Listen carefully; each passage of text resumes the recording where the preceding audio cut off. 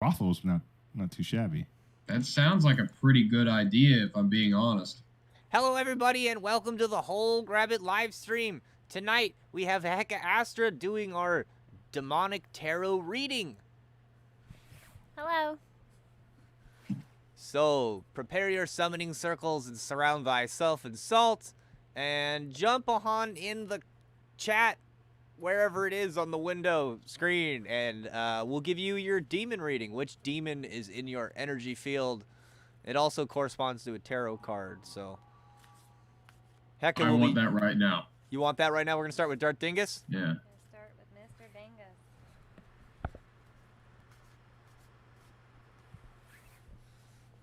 Dingus.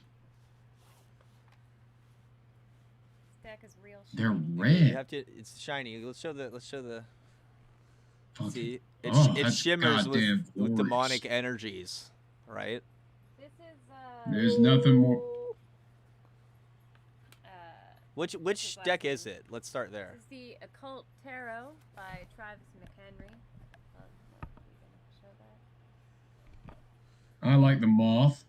This is actually the same deck that Crazy Lepus uses for his demon pulls.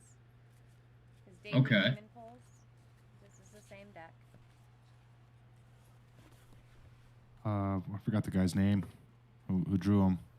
I think it's Travis McHenry. Yeah, there we go. Yeah, the angel one and that one, beautiful artwork. Yeah. It's really cool. All right, so let's see. Who do we got?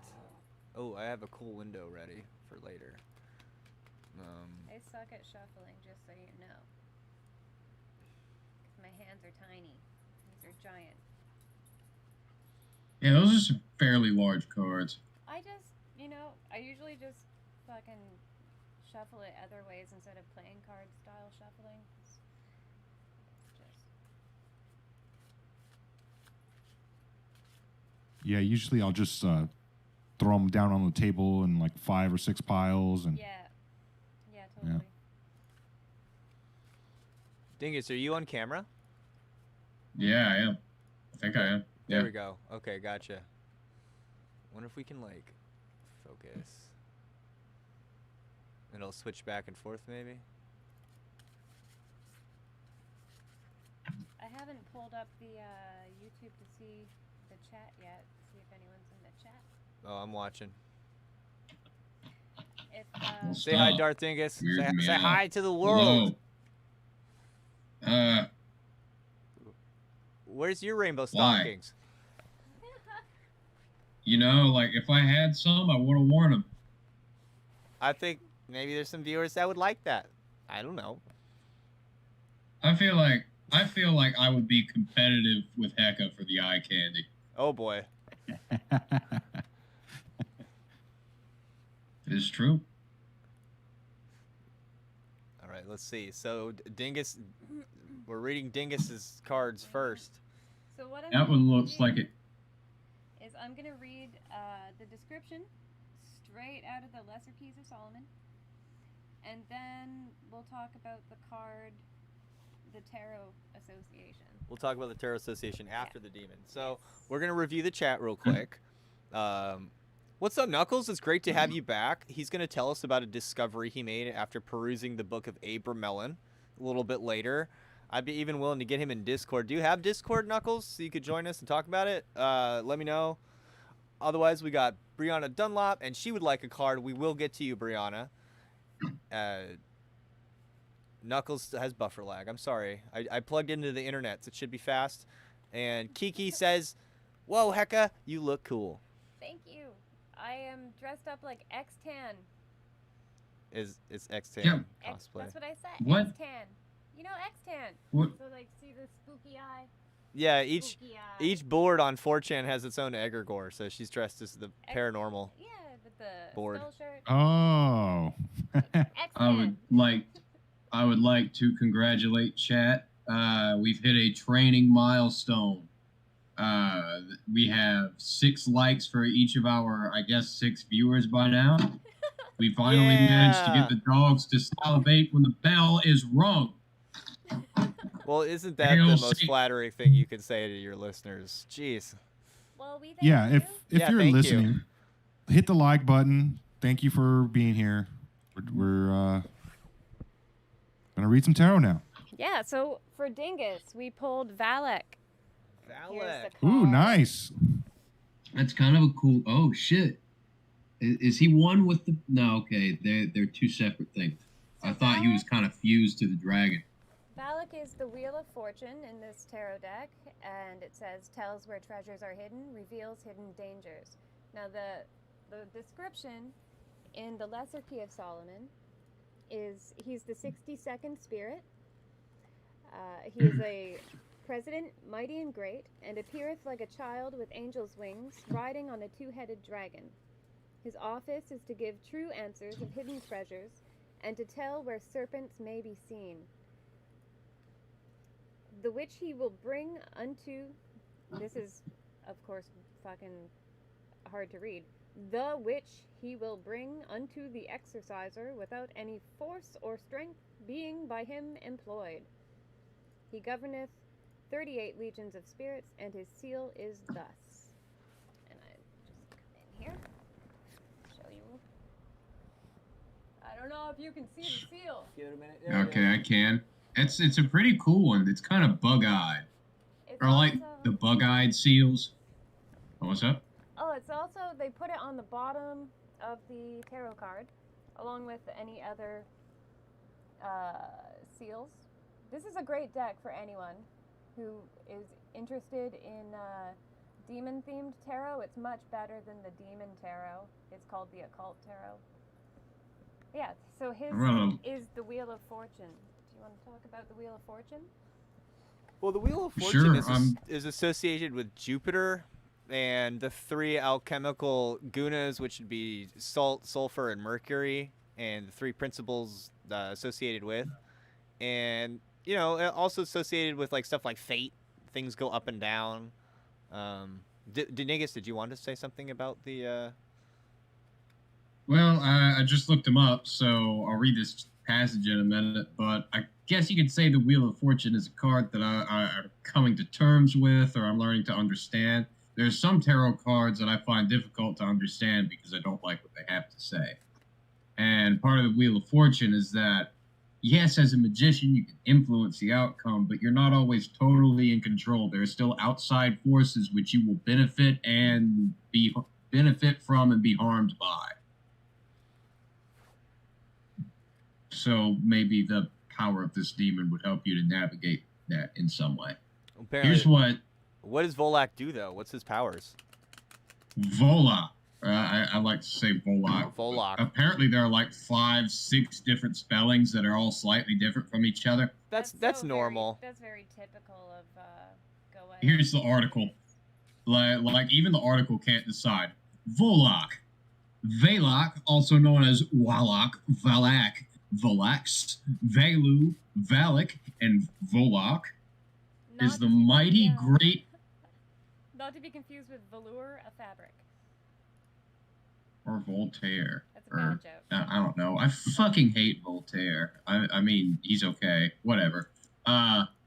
Is the mighty great president of hell, having 30 legions of demons under his command. Valak is said to get... it's a weird name. Is said to give true answers about hidden treasures. He reveals where serpents can be seen and delivers them harmless to the magician. Oh, okay. It's the same She read thing that. you said. Yeah. She's reading it from the source. Well, I thought it'd say something different. It started different. No, there's not really. That's just the funny thing about the Goetia is that there's not much to say about him. It's like less than a paragraph. They're actually really short write-ups, usually just one paragraph. Like less. Wow. And I scrolled down and I came across a Pinterest headline and it said 10 very good almighty God destroy Volak demon evil spirit for eternity. I believe that's the demon that was in The Conjuring 2. No. Yeah, that's the nun. And she even says it. She's like, I know you by your name now, Balak. And he's like, fuck. He's like, this bitch is gonna, exercise me. Yeah, that's the demon from Conjuring 2. This is Brianna. For Brianna. Brianna. So we have Phoenix. Here's the card. Oh. That's I'm not familiar with this one. Interesting. I'll pull it Which up. one is it? Phoenix. I think that's the knight, right? That's the only knight. This is the Queen of Cups. Oh no, the knight in you're the. talking about in the Glacier. Yeah. In the Lemegeton. Well, okay. So on the card itself, it says teaches all sciences, performs wonderful poetry, follows all requests with excellence.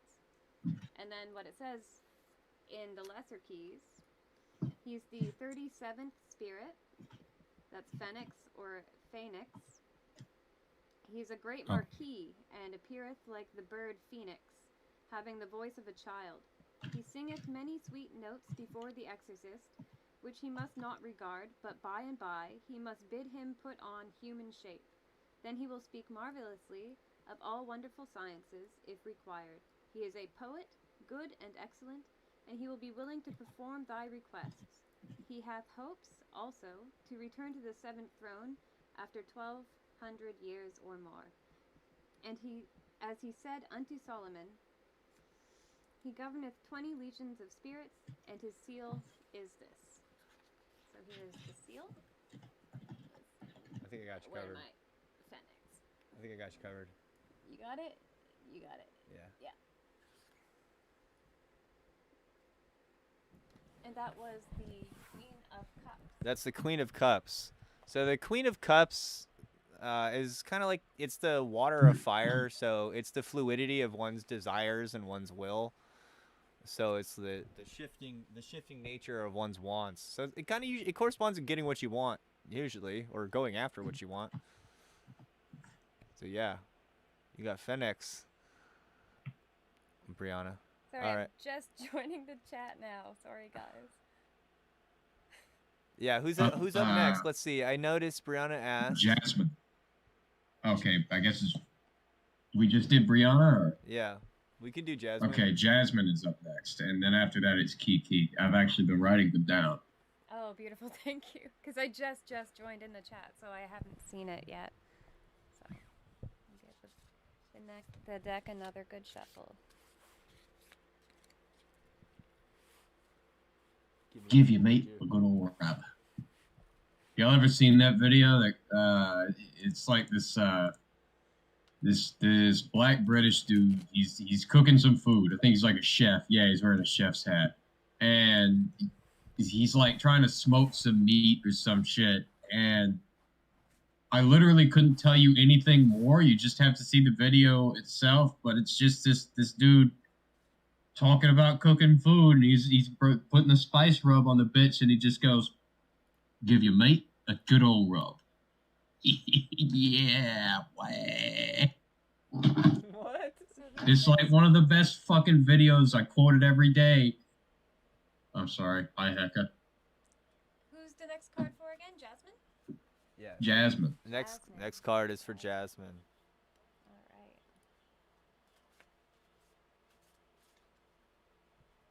Is that red contact? It's pretty spooky, huh? Yeah, it's to make things look weird. I don't want to distract you from the cards. No, it's I can see perfectly fine. It just feels a little different. Oh. All right. Let me find it in here. Malchor, you should turn on your camera. What's going on, man? My camera? Yeah. All right. Hold on. Putting y'all on. Hi, Mari. What's up, Mari? Mari's up in the chat.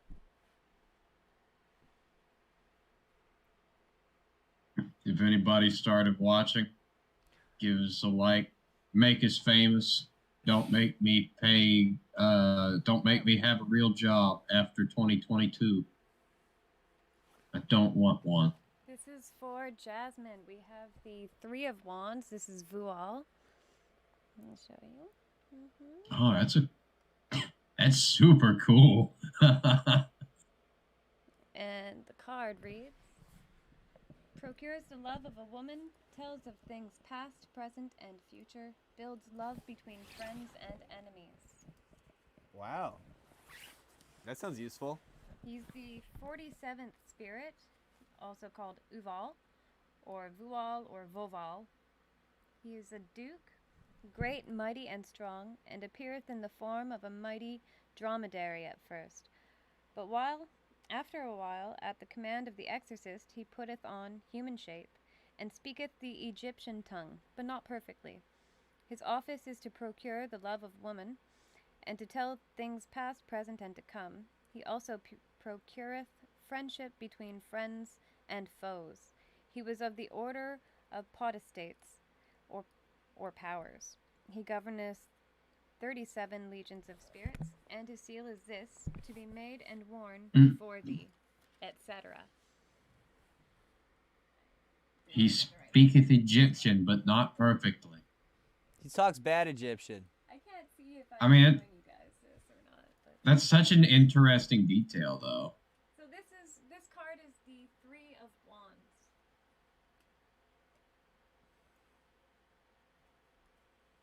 So the Three of Wands usually pertains to new ventures, making a plan and going out in the world in some way. So I hope that was helpful to you, Jasmine. That was your card. Who's up next? Kiki? Kiki is up next, yes. Kiki is up next.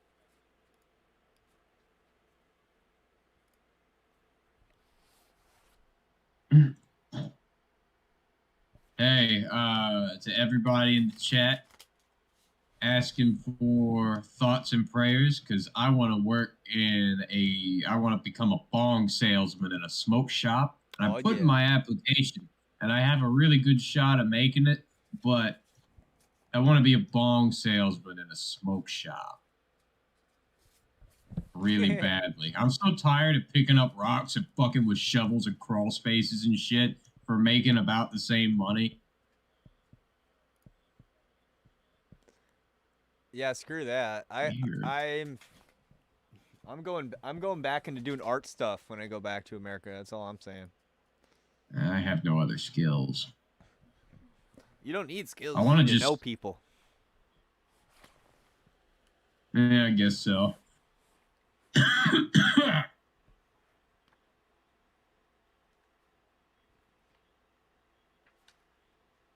All right.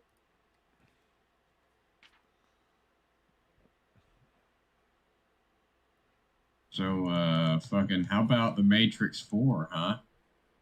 How about that shit? It is shit. I don't mind it. I don't think we've had our public disagreement over the qualities of Matrix 4 yet. I was looking forward to that. I mean, it could have been a lot worse. I think they ruined it with John Wick. I think that's what happened. John Wick 3 is like the real Matrix 4. Look, I've heard some opinions that made me soften on it like a little bit, at least for like its political meanings or how it's connected to the identity of the director, Lana Wachowski. But like every single one of those, I find ends up cherry picking parts of the movie to make its case. And like, if you take it as an entire movie standing on its own, it's not good. It's not good. So we've got a card for Kiki. And you might be familiar with this card because Luke did a whole rabbit art. Yeah. Based on this card. We have Furfur. Oh damn. Oh shit. Furfur for Kiki. For Kiki. So Furfur is the 10 of Cups in this tarot deck. Creates love between man and woman, creates thunder and great storms, gives answers on divine secrets. And in the lesser key, there's a bit more. He's the 34th spirit, a great and mighty earl, appearing in the form of an hart with a fiery tail. He never speaketh truth unless he be compelled or brought up within a triangle. Being therein, he will take upon himself the form of an angel. being bidden, he speaketh with a hoarse voice. Also, he will wittingly urge love between man and woman. He can raise lightnings and thunders, blasts and great tempestuous storms. And he giveth true answers, both of things secret and divine, if commanded. He ruleth over 26 legions of spirit, and his seal is this. All right, show him the seal. The seal. All right, Kiki, this one's yours. It's all white. Fur. Oh, that's a pretty one. So, Fur is the 10 of cups. Yeah, 10 of cups has to do with emotional satisfaction, being happy with something, being satisfied. I'm not sure what Fur has to do with that. What's up, Prince Ruby? We've had Prince Ruby Rona on the show a few times. He says, why be a bong salesman when you can make them?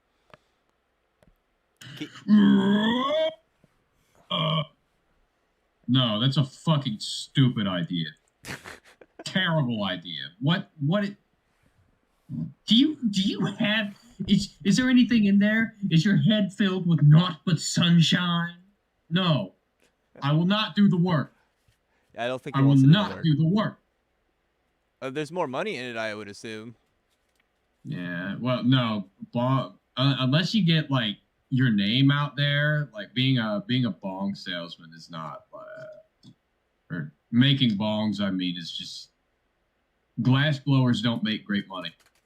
They have to do like a lot of quantity pieces over quality pieces,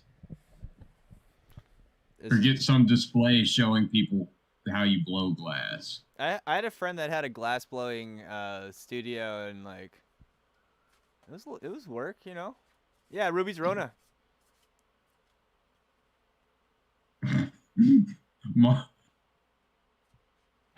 Did we get Jasmine yet? Are we getting Jasmine? We did get Jasmine. I don't know if she hasn't seen it yet or. Well, Knuckles wants a card, and because we did pull one for Jasmine, we'll pull one for Knuckles, and if Jasmine wants one more, I can do that. Okay. Is that okay? Yeah. So we'll do Knuckles now. Yeah. Knuckles is in his Knuckles is in his salt circle. He is ready to he's ready to know what demons.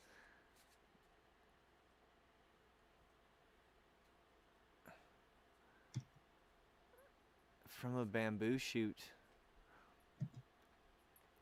I watched someone buy a $200 from a bamboo shoot, bro. I don't know what that means. A bong. Wait. A bamboo shoot bong. I've hit one of those before. And then like I went over to that guy's house again eventually. And man, those things you gotta clean so freaking often, dude. The little particles on the inside. At least if you don't know how to make them right. Got a bunch of dust in my lungs. Yeah, one of the things that like really I think is so stupid about some of the pieces that I've had is that they make them in shapes that are impossible to clean. Like they'll have a fucking hole at the top and two crooks and then a big basin in the bottom. And there's just no way you can hit it all. And then when you run out of weed, it's like, I know the smokable shit is in there, but I just can't get it. And it's awful. It makes me angry, sad. I'll kill a man. Yeah, I think Kiki's knows what your card is, Jasmine. All right, so this one is for Knuckles. This is for Knuckles. We have Sabnock. He's like a lion knight with a horse. He looks like he plays more now. The 5 of Swords in this deck builds high towers, castles, and cities, afflicts men for many days with wounds full of rot and maggots. Nice. Oh, that's a badass one. Whose was that? This is Sabnock for Knuckles. He's the 43rd spirit, as King Solomon commanded them into the vessel of brass. His name is Sabnock, or Savnock. He is a marquis, mighty, great, and strong, appearing in the form of an armed soldier with a lion's head, riding on a pale-colored horse. His office is to build high towers, castles, and cities, and to furnish them with armor, etc. Also, he can afflict men for many days with wounds and with sores rotten and full of worms. He giveth good familiars at the request of the exorcist. He commandeth 50 legions of spirits, and his seal is this. God. I can't see. There you go. Is this it? No, this one. Can you see it? Yeah. If you're a boxer and you invoke this demon, it's like you are absolutely giving the opponent's brain trauma. This is the Like the. five. You said it's the swords. 5 of swords? 5 of swords. Oh yeah, so he's for fighting. Yeah, this is the Lord of Defeat in the tarot. Yeah, it's one of the more deadly cards. Definitely. I hear 5 of. This is something that I guess I just now get about the 5 of swords that helps me to understand it. Now, I always read it as at first I always read it as sore loser, but it's also the card of a terrible winner. Oh yeah. Yeah, because I mean, theoretically, these demons correspond to, like, you know, parts of us that are imbalanced that we can hopefully bring into balance, and then gain their powers. We talk a little bit about this in the "What the fuck are demons" episode. So Sabnox is sore winner, sore loser character. This is also a really good deck for anyone that doesn't have the confidence to make the sigils themselves, or maybe doesn't have the time to make the sigils themselves. You can use these, the cards themselves, in the Triangle of Art, in Ritual if you like. This is a really good deck for that.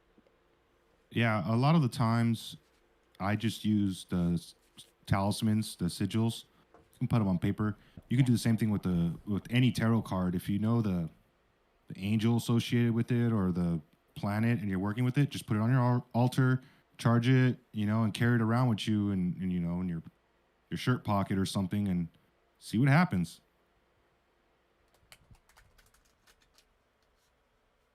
Something I just realized about the 5 of Swords as well, now that I'm thinking about it, is the smug in the Rider-Waite Tarot, which has been my default until I came across the Animism Tarot. It's like my new favorite. The Animism Tarot is just so useful. It's great for asking practical questions. But anyways, in the Rider-Waite Tarot, the smug man in front has 3 of the swords. 2 of them are dropped and left behind, but I think this also embodies like an element of the conflict itself. It may have been a close competition, like say you're in an argument or a debate with somebody, and you find some way to assassinate their character at the end in a way that destroys that wins the argument for you. You didn't necessarily win the intellectual battle, and the tactic that you employed was dishonorable, but it was that extra thing that you pulled out that won it. That sounds like politics. Yeah, it's extremely political, I suppose. Yeah. It's like, yeah, how do you win when you're making decisions for other people's lives? How's that winning? All is fair in politics. It's winning if you're competing for yourself. Do we have anyone else that wants a demon card? I'll take it. Okay, yeah. Malchor's to a demon card. I might take one too. Yeah? Oh yeah. I swear if it's Andros, I'm just my guy. It's just my guy. I'm sorry. I'm so sorry if it is. Nah, we're cool. We're on good terms. I was gonna say, I think you're probably good with him now, though. What's the story here? Did I miss this? He's talked about it on the show before. Yeah, on the demon episode. What happened? I've got a terrible memory. Oh. Yeah, well. Andros killed his cat. Demons are real, people. I remember that. Demons are real. If you can see my fingers up. We're all demons, basically. We got a lot of them inside of us. We got millions of legions, tens of millions of legions inside all of us. I'll go ahead and say they're real with no quotation marks. For 500, please, Alex. Okay. I think demons are real enough. Okay, I think she's looking up the description before. Yeah, that's what I said. They're real. Quotation marks. Zoomed in on you. Who did it? No, your camera just did automatically when you said quotation marks. Yeah, I know. I notice that sometimes, and I'm just like, ooh. I think you did it with your hand and a button. Yeah. Nope. Oh, Malchor. zoom back out. Malchor. Weird, dude. I don't know. All right, this is Malchor's. This is What do we got? Andromalia, 7 of Swords. Oh, jeez. Nice. Got. I think those are 2 staffs of Hermes. Yeah. Not Asclepius, right? It's got 2 of them. Interesting one. So he is the 72nd out of 72. Number 72 out of 72. His card reads, returns items and punishes thieves, reveals hidden treasures. And the full description is, he is the 72nd spirit. He is an earl, great and mighty, appearing in the form of a man holding a great serpent in his hand. His office is to bring back both a thief and the goods which be stolen, and to discover all wickedness. I think Stephen Skinner used Andromalius to do this exact thing and was like highly successful when someone stole some shit from his house. Really? Yeah, he like talks openly about it. Just a side. Who was that? Stephen Skinner. Oh, really? Yeah. Awesome. So that's just a side note. So, the thief and the goods which be stolen, and to discover all wickedness and underhand dealing, and to punish all thieves and other wicked people, and also to discover treasures that be hid. He ruleth over 36 legions of spirits. His seal is this, which wear thou as aforesaid. I'm not sure what that means. I really don't like how it's worded sometimes, but It's very here fancy. is Can you see it? Let's Tell see. me if you can see it. There we go. This one. That one. It's weird how some of these sentences just like jumble together the verbs and the articles, particularly the articles. He is the 7 of Swords. I could probably stand to go. 7 back of to Swords the is the English Lord of class. Futility, so that's like when you're being opposed by everything. Or when something's just like it's Yeah, not, that is futility, huh? it's like mental futility, yeah. So is it always referring to the 7 of Swords in the Thoth tarot? This is the No, that's what we're just saying is because I know the Thoth tarot more than any other the deck. thing is Okay. a lot of times I would think that the demon that is associated with it is a demon that could help you with that particular thing. So if he's associated with the 7 of Swords and that's futility, he might be a good energy to work with for futility. Does that make sense? Yeah, if you're stuck. If you're stuck. If somebody is like, oh, I guess 7 of Swords is also like, isn't it that guy escaping with all the swords? He's like stealing swords. He's got 5 in his hand. And he's... Sneakiness. No. Right? It represents deception and victims of deception in the Rider-Waite tarot. Yeah, so if someone is just subterfuging you, that would be one to use. If you're dealing with a thief. So that's why that one is associated with the 7 of Swords. That's okay. That makes sense because It's a complicated card. It's fucking complicated. I was wondering if the Lesser Key of Solomon is which tarot deck the Lesser Key of Solomon is referring to. It's no, the deck that she's using is some new understandings with goetic spirits projected onto the 72 tarot card decks. There are some that are not goetic spirits that are in this. Yeah, deck, like it's just occult tarot. That's why he has a proper name for it. occult tarot rather than goetic tarot because it's not all. Thank you, spirit. Kiki, for updating us on Val. Yeah. So Jasmine got Val, and he gives the love of women, causes friendship between friends and foes, and tell things past, present, and to come. If you Google demon Val, you'll get all the same I thought it information. was Valak. Valak? Was that not? No, I think, yeah. Who are we doing now? This is yours. Oh boy. We got mine. Let's see.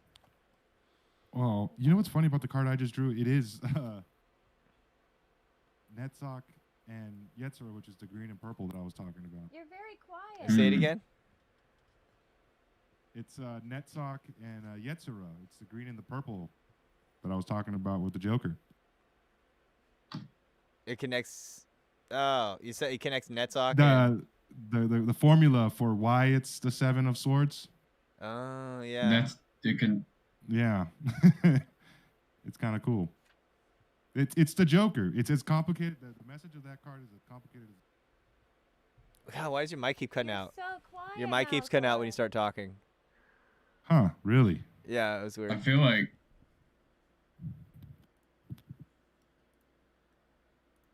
Not sure is why. there any way you can raise the gain on it? I sure can, but it's almost all the way up. It's not that. It's just cutting out for some reason. I'm gonna Yeah, show you I think first it's. because it's for you. Nice. So we have Amy, or Avnas. That's Let me this switch one. over.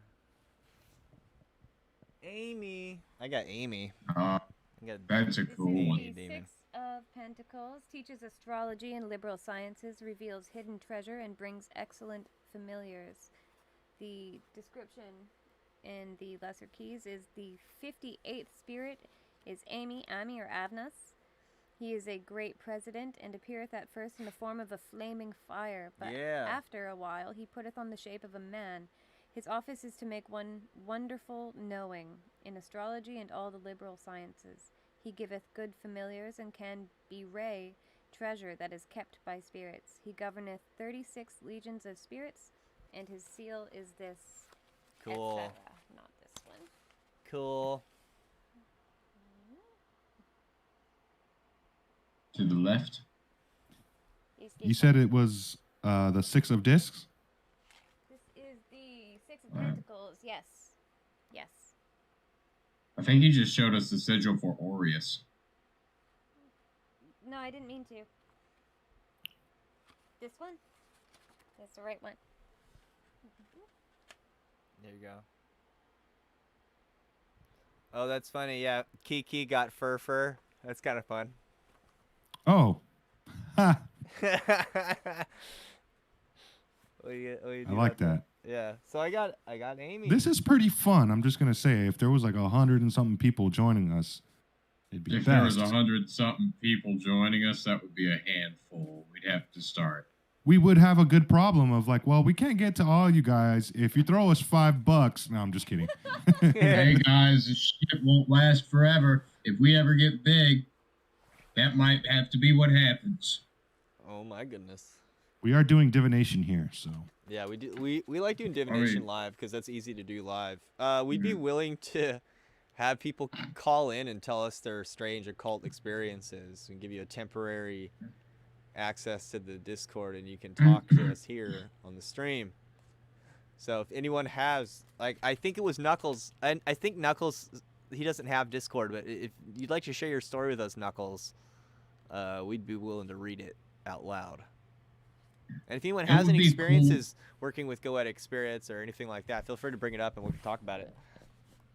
It would be cool to stay in contact with all the people from like the earliest days of the channel if we ever got big. I was honestly worried about that from the beginning. Discord is pretty good at that to some degree, and Instagram can help with that too. What's up, Mari? Hi, Mari. Mari changed her fucking profile picture, and every time I see it now, I'm like, whoa, who's that? are you having It's mic Mari. trouble? Yeah. Your thing is just green. Yeah, your shit's lit up, but we can't hear you. How about now? Yep. Yes. It's me, Nicolas Cage. Hi, Nicolas Shit. Cage. It's me, Nicolas Cage. It's me, Nicolas Cage. Can I have a card? Yes. Yes, Mari's going to have a card time. Hell yeah. Send your spirit guides to help. Okay, I'm doing it now. Okay. I'm trying to find an image to share with the audience. Pig. It starts with a P. Where is it?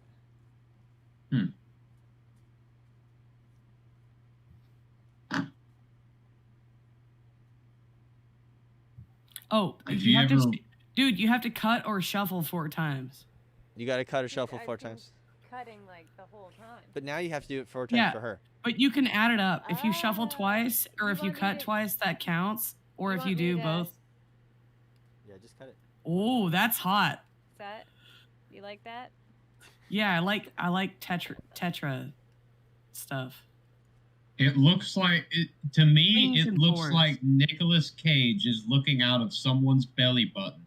Kiki, I know. I gotta This is change this. Good comment. hang Thank on, you. hang on. No, No, you don't.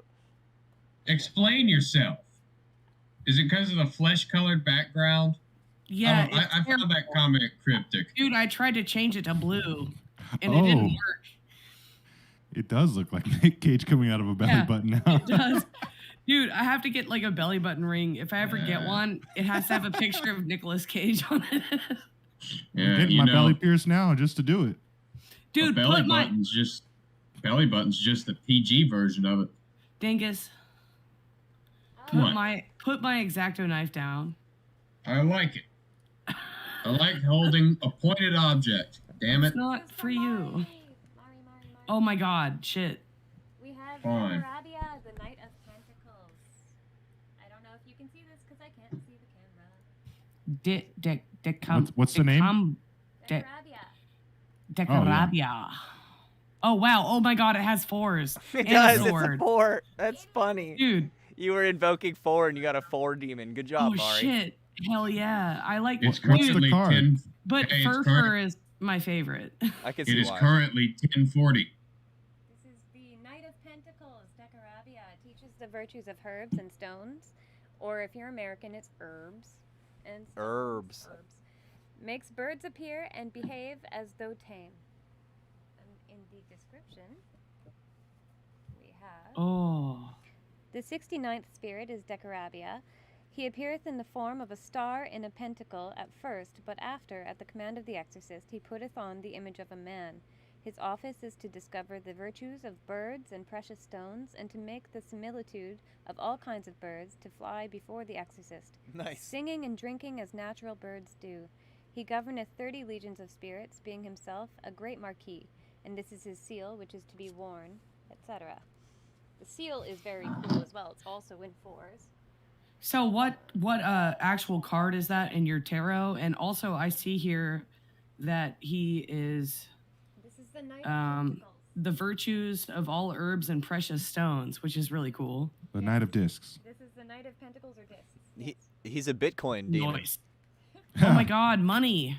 This money demon lives in a pentacle. This is like I little Bitcoin. was He's asked, like, I was thinking Bitcoin I need demon. money. it's like, "Bah!" He just comes out and starts calling at you.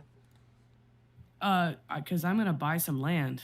Buy huge tracts of land. Oh, that's can I live on funny it? because on the tarot, on the Thoth tarot, it's of a knight like looking out to a field, like a beautiful field. Yeah, Luke, we gotta talk. We gotta talk privately about the huge tracts of land. Okay, I'm down. I'm very down. Are we digging rabbit holes? Yeah. I want to come. Yeah, I gotta. We need a place Oh, to park an Mer. RV. Yeah, I need a place to park an RV and. I know live. that's what I'm thinking about. I'm only in if it's on a developing country where there are no real rules.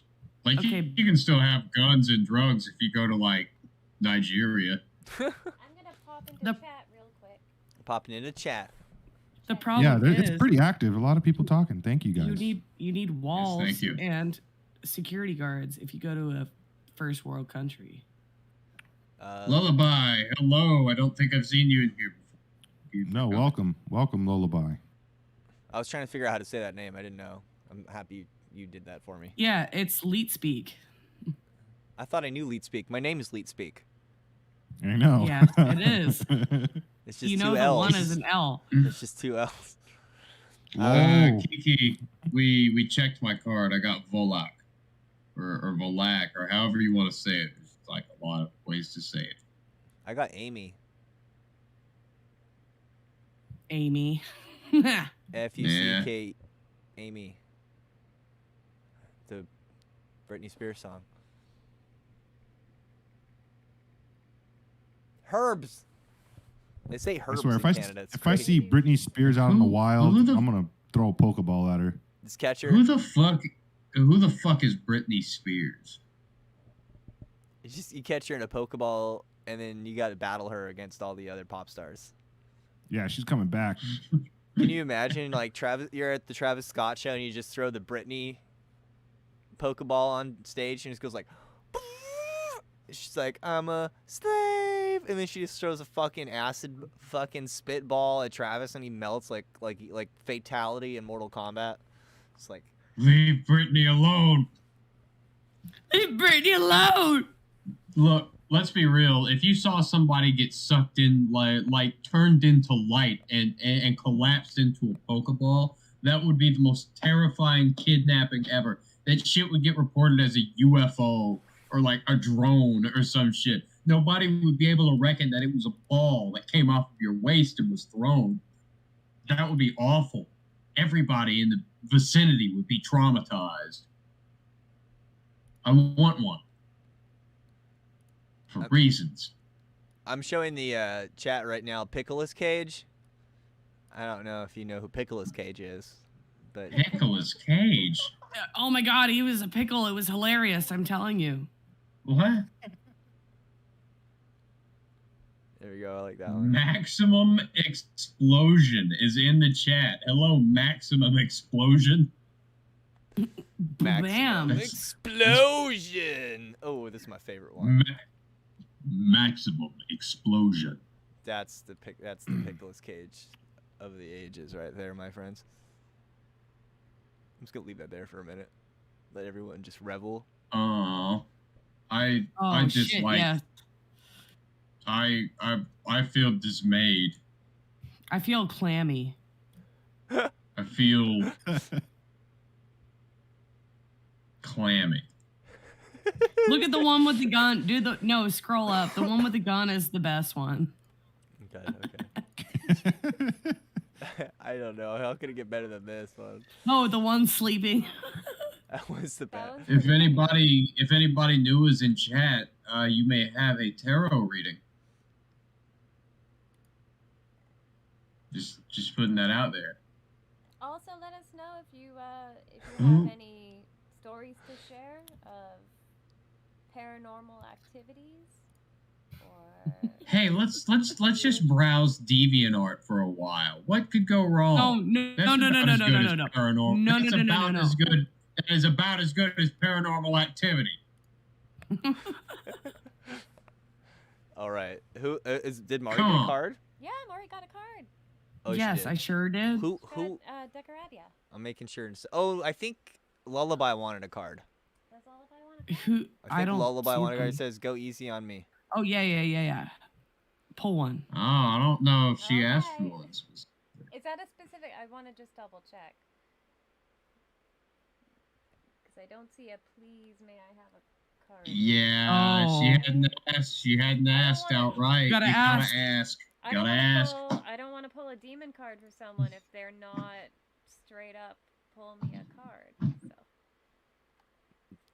Julia M says back in the day there was a theory that Pokemon suffered inside of Pokeballs because it was full of mirrors. So you'd see multiple copies of your hopeless self. Yeah, they just would tell us, "Oh, they find comfort in there," and all this bullshit. But no, they don't. There was a reason. There was a reason why Pikachu was like, "Fuck you." Yeah, I'm not scanning that piece of shit Pokeball. It would be kind of fucked up if Pokeballs were just needlessly psychologically cruel. What if it's But since there are people that would beat dogs with with hardware tools in real life, I'm sure somebody making a Pokeball would just make it a torturous, psychologically horrifying experience. It has to be Time Lord technology, because there's no way, unless it's bigger on the inside. The Pokeball has to be big on the inside. So maybe it's really nice. Who knows? Maybe it's like a hotel for Pokemon. Maybe makes Pokemon real small. What if it dies every time you beam it back into the Pokeball, and it just stores its genetic information and whatever was on its mind at the time, like so Casey kind of data. That's and it just clearly what's sprays going the on. bio mist. Casey wants a card. Casey wants a card? Casey B. Alright. Casey call Pep Pep. I don't know if you watched Tim and Eric, but it's a good skit. It's about this like slimy, greasy, pimply man-child with a unibrow. And he's like singing on stage looking for his Pep Pep. Casey Pep Pep Brodus. is his Pep Pep is named Casey. But Great Brodus song. is Snoop Dogg's last name. Really? I thought it was Lion now. No, it's Calvin Brodus. That's Casey Brodus. And we How might do be you pulling think- a demon card for Snoop Dogg right now. We wouldn't even know. Shit. Snoop Dogg Do you just samples think- all of our voices to make hits. Do you think Snoop Dogg would ash his blunt on my eyeball if I called him Poop Dog? Poop Dog. That's from Invader Zim, actually. God damn it. I like Snoop Dogg. I hate. I wish we could Well, get what- Snoop on the show. Snoop Yeah. probably's got some good conspiracy theories and Hey. Excuse me, it's Snoop Lion now. No, he went back No, to Dog. no, it's Snoop Dogg. Oh shit. Yeah, He that like was years abandoned the ago. Rastafarian religion. Oh shit. no, he That still is was Snoop Lion. years ago. He's No, there's no way. it's like you got different names. Like he's got a DJ name, Snoopadelic. If you ever see He's been- Snoopadelic, that's yeah. his DJ name. No, I'm He's just been like, featuring in songs that- as Snoop Dogg. bruh, I thought that was funny. I'm sorry. I'm gonna be All right. throw it out there. He's also Snoop Tetramorph, just so you know. Look, let's just talk Ooh, business real Tetramorph. quick. I'm stealing that. Let's talk business real quick, all right? Just hold up. Yes, sir. Snoop Dogg will feature for like anyone. Like he featured on a Corey Feldman album. Dude, he Okay. featured for fucking like Martha Stewart. Yeah, Snoop is awesome. If we had the money, his interest, or the audience, we could get him. I love I Snoop. will bet money right here, man. I I'm sorry. There's a card. like George Is Carlin. there? We have a card for Casey. Casey, you have Andress. This Oops, sorry, is let the me fix it. chariot. Let me fix it. Hold on. You gotta hold up still. You have Andress, which is the chariot.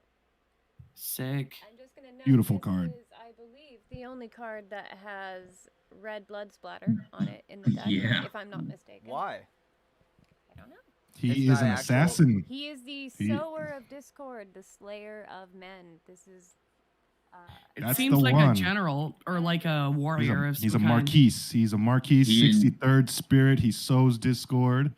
He will slay the one who summons them if they're not prepared, and his associates. he is a heavy hitter.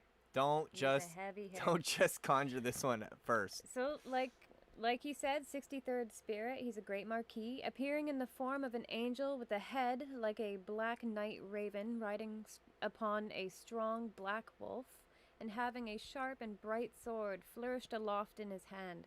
His office is to sow discords. If the exorcist have not a care, he will slay both him and his fellows. Shit. He governeth 30 legions of spirits, and his seal is this. So let's see if I can get up here. There we go. Is that it? Yeah. Just Bottom pointed. left. Or my left, at least. So the tarot card associated with Andress is the chariot. That's cool. I didn't know that. That's neat. He's coming in fast. Coming in. Yeah. He's going to run you Chariots. down. He's going to fuck you up. It's not something we think about a lot in our modern era, but chariots are one of the most historically deadly military tactics of all, especially back in the times when people fought with stick weapons in blockades. You know, like where they would just like march and block towards each other and just become a human lawnmower and see what was left. having somebody on a 500-pound cart drawn by 2 horses with a spear was that's bad. Pretty fucked up. Yeah. And Chariot.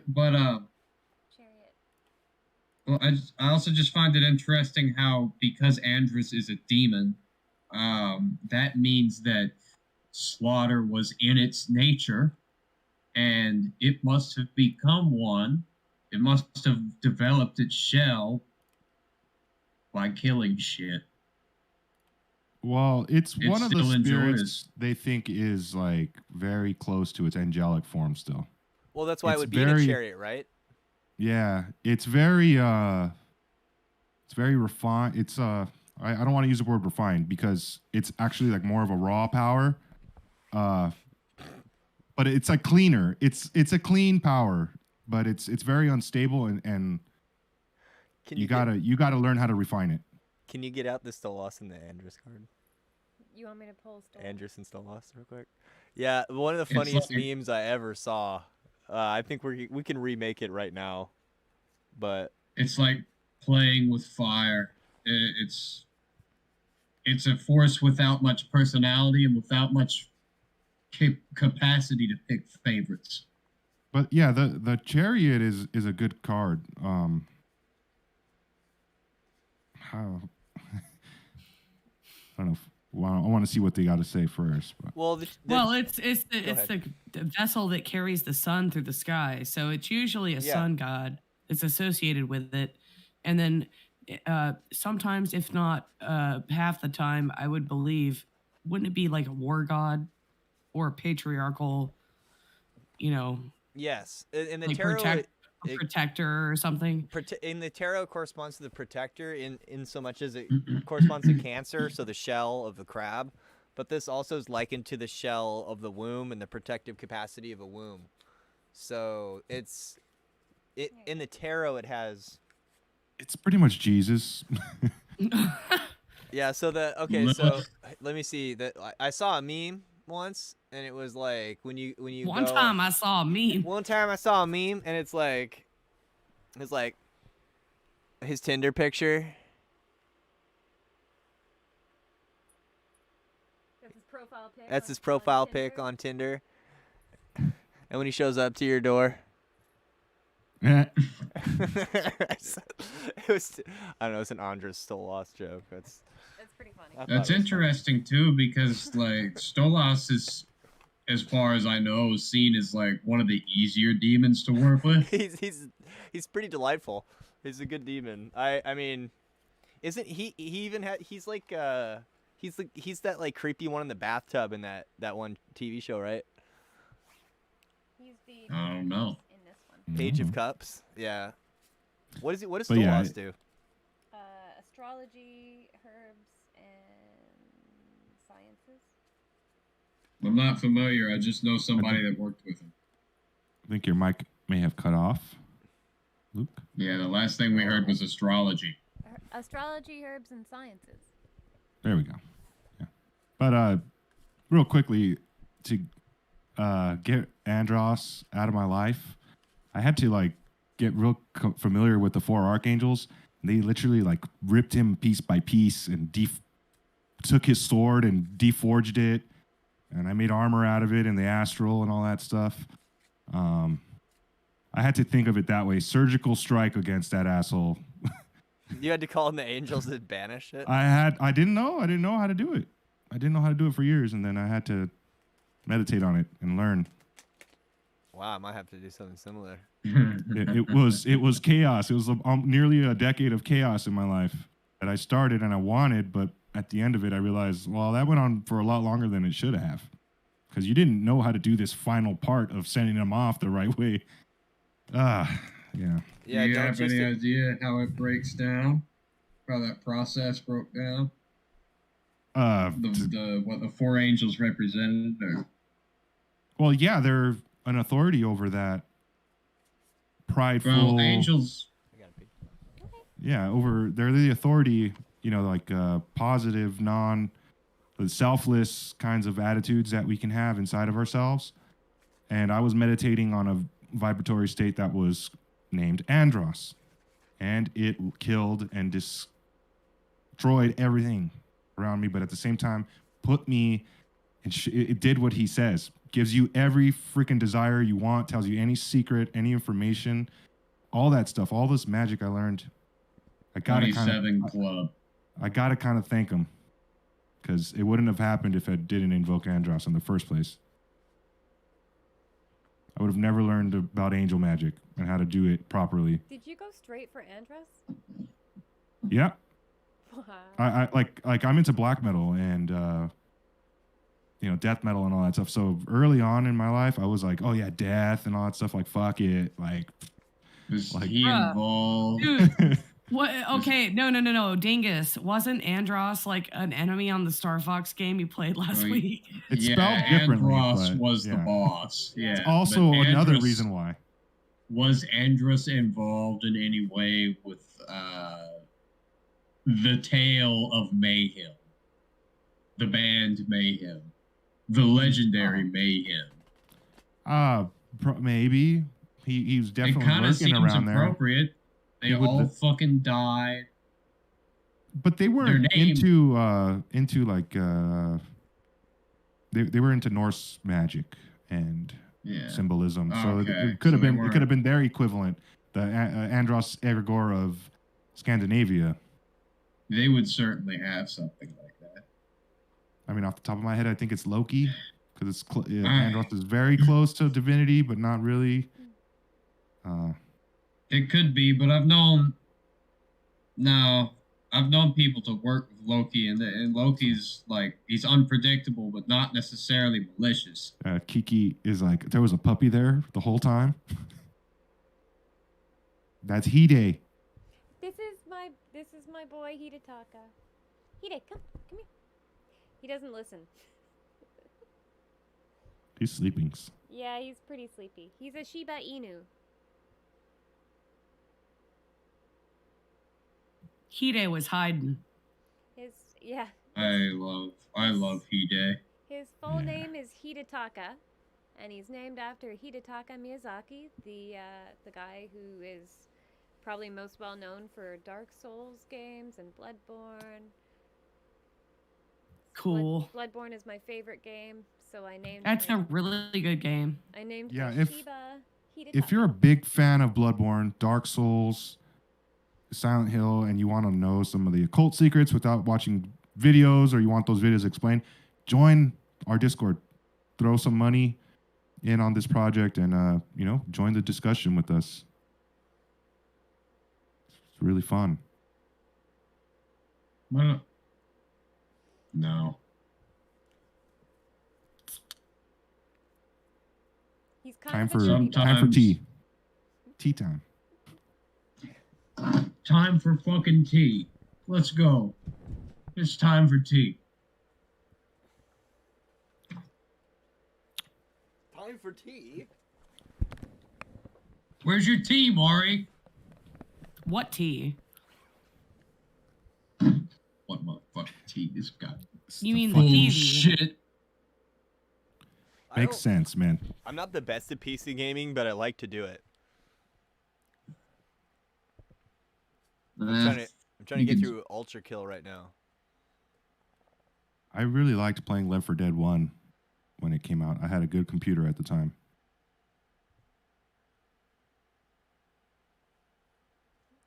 I have Left 4 Dead 2. I never played 2 though, and it's better. Dude, there's a new one out now that the studio fucked off and made their own thing. It's actually terrible. Oh, is it really bad? I heard good things. It stacks up. Like, Malchor didn't believe me at first, or no, it wasn't Malchor. I think it was Malchor or Luke. They didn't believe me at first, and then I sent the video, and it compared like every way. It is just 100% inferior to Left 4 Dead 2, Bruh, and it's just it's it's obvious upon viewing which is the better game. Like I know, Look at the but dog. is it the writing or is it actually The game. it's everything. picture? They It's have everything. okay. Right now they're having like a lot of glitches. Like some of the zombies just don't even attack you if you stand in certain Oh spots. man. There's a whole card system, and it's got I don't know if there's microtransactions in there, but it's behind this like oh you have to it's a random it's RNG bullshit. Like oh you might get this cool card that gives you like you know the cool perk that you want to play with, but you have to beat the level 1,000 times before you even get it or something. It's RNG, so you can't even like plan it out when you'll get it. That's Left 4 Dead funny. 1 didn't have that. Left 4 Dead 2 didn't have that. Well, it's not just sliminess like that. It's also just outright incompetence. So the AI isn't just a glitch. It's just not like they didn't refine it before they put it out. And on top of that, there's shit like the zombies are just slower than you. You can walk backwards and they won't catch up. They won't. So they're outright like less aggressive. There's less detail by far. Like Left 4 Dead 2 had 40 different ways that you could damage a zombie's body depending on what weapon you used, and it would have shit. There would be shit like the skin peeling off of their backs, holes in the chest and the stomach, various decapitations and limb removals, and then you could have mixtures of these effects on a zombie, right? So it was more convincing. But Back for Blood just kind of uses like this generic blood splatter with the occasional hole or exploded head. Like it's just, it's not a good game. It's not a good game. It's not a good game. It does not stack up. He's just reading the comments. They're praising him. I hope they're loving his foot. Yeah, I love the dog. He's good. He's such a good doge. I'm sorry, I had to rant because when I saw how much worse it was than Left 4 Dead 2, it made me angry. I didn't even care about Left 4 Dead before recently. Wow, I would play 2 again if I saw it on sale. I'd pick it up. Actually, here's a testament to how bad that game is. The thing that got me interested in Left 4 Dead was seeing how much better it was than Back 4 Blood. That's funny. Yeah, well, that'll happen. They said they had a surge of players that like they hadn't had since the game came out. Of people just going back to Left 4 Dead 2 and like kind of staying. They're staying on it. Return to Monkey. Return to Monkey. Cool. On the 16th, the community is going to play Dark Souls 2 again. Usually they do this in February, but Elden Ring's coming out. So we're doing it in January this year. Ooh. It's going to be a lot of fun.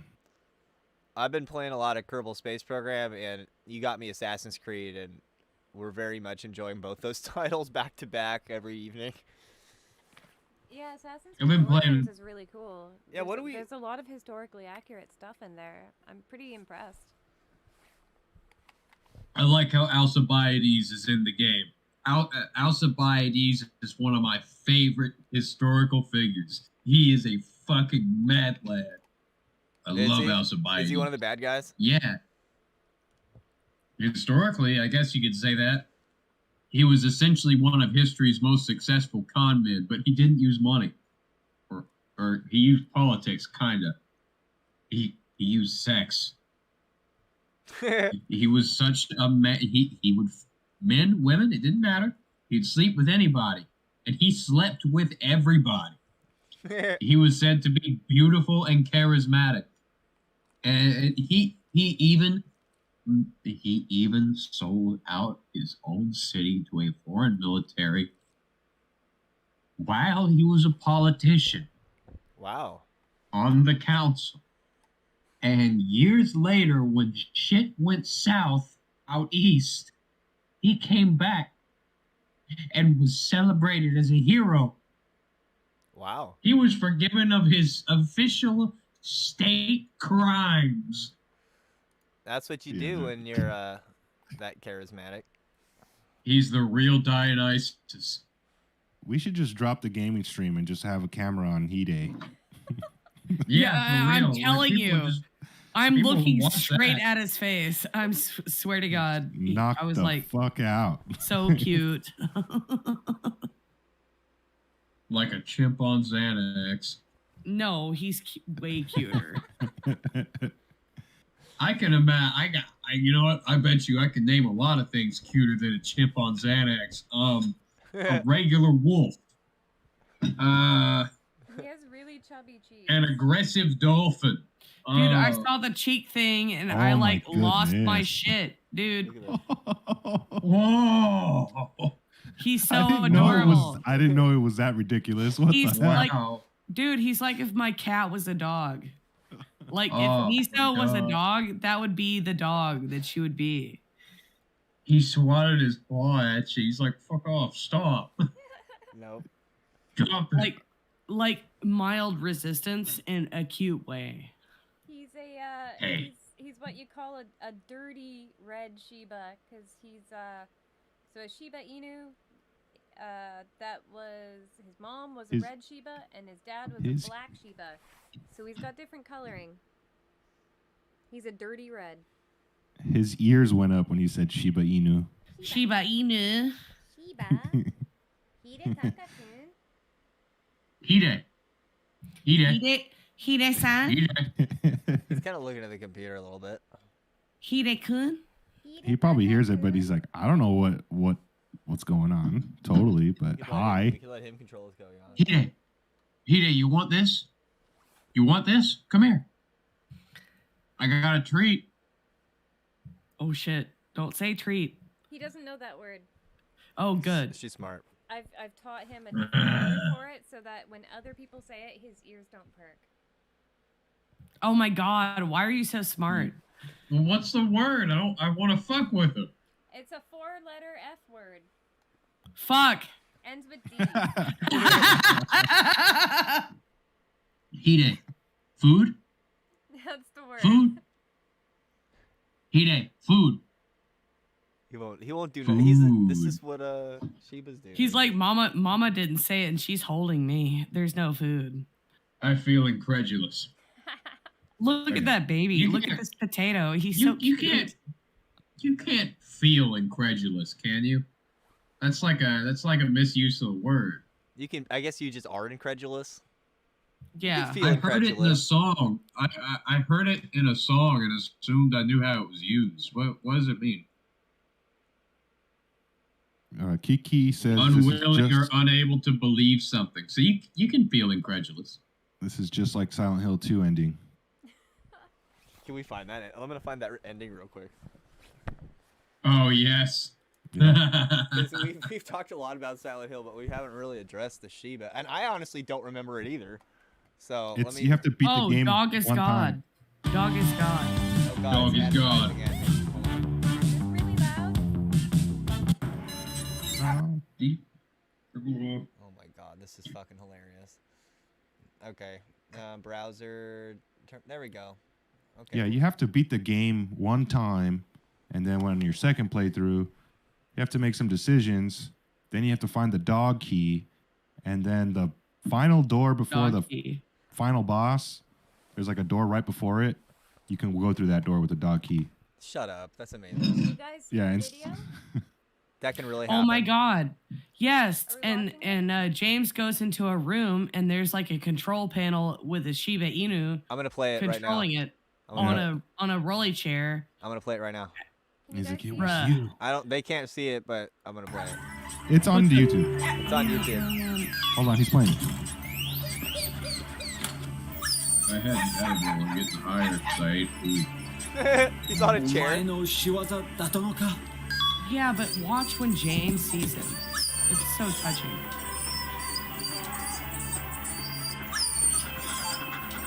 I like how they just have a PNG sticker of James and or his face across the fucking map. Yep. Wow.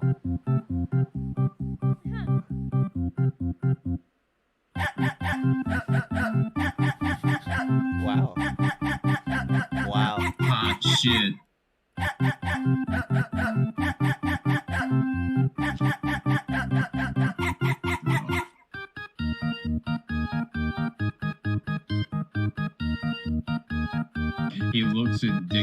mind.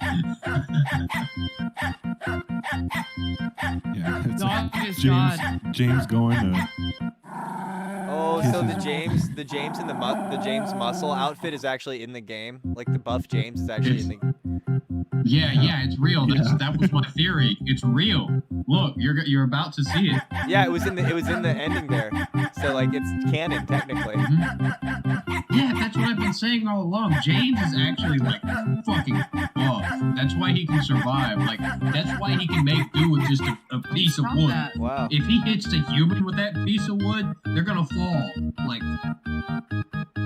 I don't know. I thought it was funny.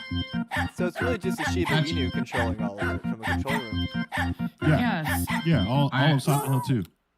I also think it actually ties James to Eddie because that means that James kind of fits that football player figure that is on posters in the room that you encounter Eddie vomiting. A child brain. That game is fucked up.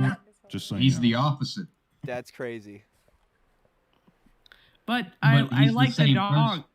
But the dog is cool. Dog is God. It's a play on words. It makes And sense. like they're trying to say like, oh, James is in this, like he's trapped in hell because he has to suffer for his sins or whatever. It's an amazing ending because it breaks up all of the seriousness, right? And it says like, okay, well, being alive is actually, it's a gamble, and it's basically random what encounters you have and kinda what true. happens to you. And it might as well be a dog at a control panel controlling what's going on around you, because you're going to blame it on somebody else regardless of the situation unless you take full responsibility for it and actually pull yourself out of that hell. You just blame it on God. Blame it on dog. And The blame. but notice that the dog goes to James and sniffs him and tries to give him a kiss. Yeah, it was weird. Like he's not aggressive like the other monsters. Yeah, it's weird. And you He's assume the a dog is demiurge. you assume the dog is torturing James, but maybe it's for his own good. It's very confusing. What does it all mean, really? It's really cool. I I love think it. the dog is being smug. Little bastard. Well, I mean, it's a Shiba Inu, so. Does anyone know the story behind Give him his why? I know, wife back. but look at Hide. Like, how are you gonna like look at that and feel like, oh, that's Satan? It's like, no, it's a cuddly teddy bear that's telling you that you're like overindulging in something. Shiba Look, Inu, I'll Satan. tell you. And the fact that they use it as a symbol for the God, capital G God, like the one, like, you know, monotheist God. It's very interesting that they chose that dog. To be Hey, fair, look, most I'll Shiba are not cuddly. I'll tell Well, you. I'll look tell at you that. how you look at. I'll tell you how you look at that and say Satan after you've seen 2 dead wives, 2 dead prostitutes, and a whole town full of monsters. A town full of monsters. How could you just sit there eating pizza? Eat pizza, Pete. little bastard. It's your fault. It's not right. Shibas are kind of known for not being cuddly dogs. Hide's kind of an exception to the not cuddly Shiba. He's been conditioned. Yeah. He's been conditioned to pursue. Well, no, maybe he trusts you. And that's the thing is like, it's really difficult to earn the trust of God. Yeah. And Because- I really think that the reason they chose that kind of dog for Japanese culture, wouldn't that be like a symbol of protection and even anxiety or like being suspicious? Yeah, Shiba are very strange animals. But you Shibas could- are guard dogs though for Japanese people. No, Shibas are hunting dogs. That's what Well, they are. I'm saying that, but like if you leave them out on your property, if they see something that's gonna eat your chickens, They'll they're bark at gonna it. kill. They'll run it off. They'll kill it. Well, they will they're also eat your hunters. chickens. Oh, they will. Yeah. Oh shit. They're just super hard to train. Yeah. So you have to send them after your game. They have an is what you're saying. incredibly high prey drive, like, and they're very difficult to train. He'll bite my leg sometimes when we play. They just have like See, they have their own that idea makes- of what's going on. dude, that's perfect for the Silent Hill series though. Yeah.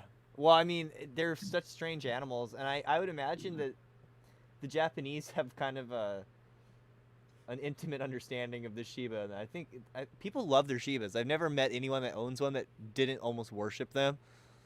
No offense. Well, you know, I like That's a dog with a little.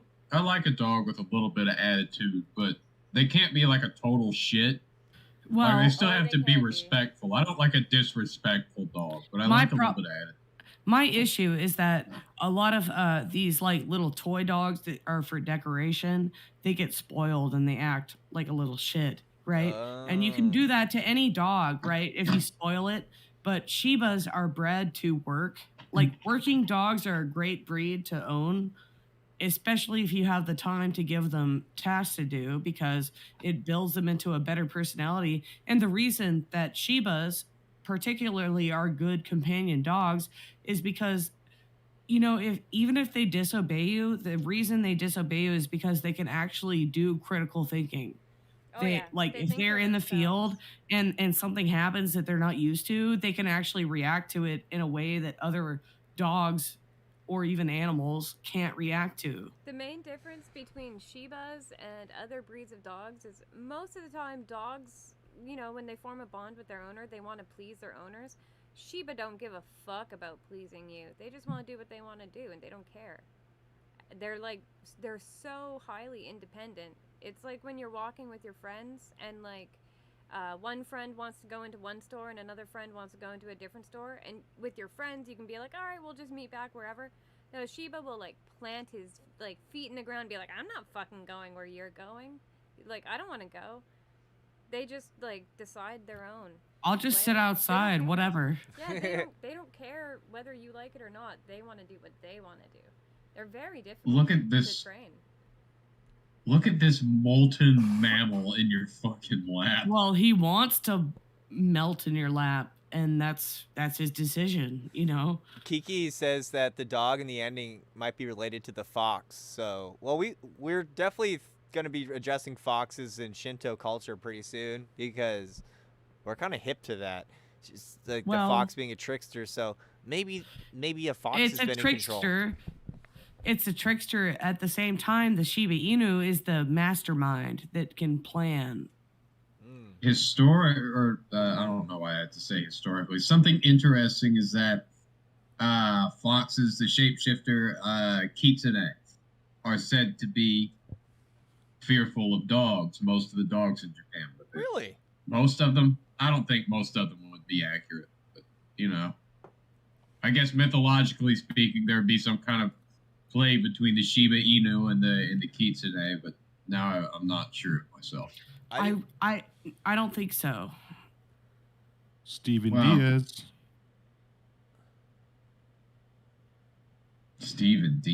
Yep. He says he's from North Carolina. He enjoys our podcast, specifically the one about the Abramelin or Crowley from a few years ago. We got to do some more bios. I think we're gonna be doing Shintoism pretty soon. Steven, would you like a demon card pulled for you? We're pulling demon cards tonight. We got a little bit longer left on the stream. Let us know in the chat. Yeah. We could do someone Wukong. And if anyone else wants one, if there's anyone else who hasn't had a card pulled yet, and you want one,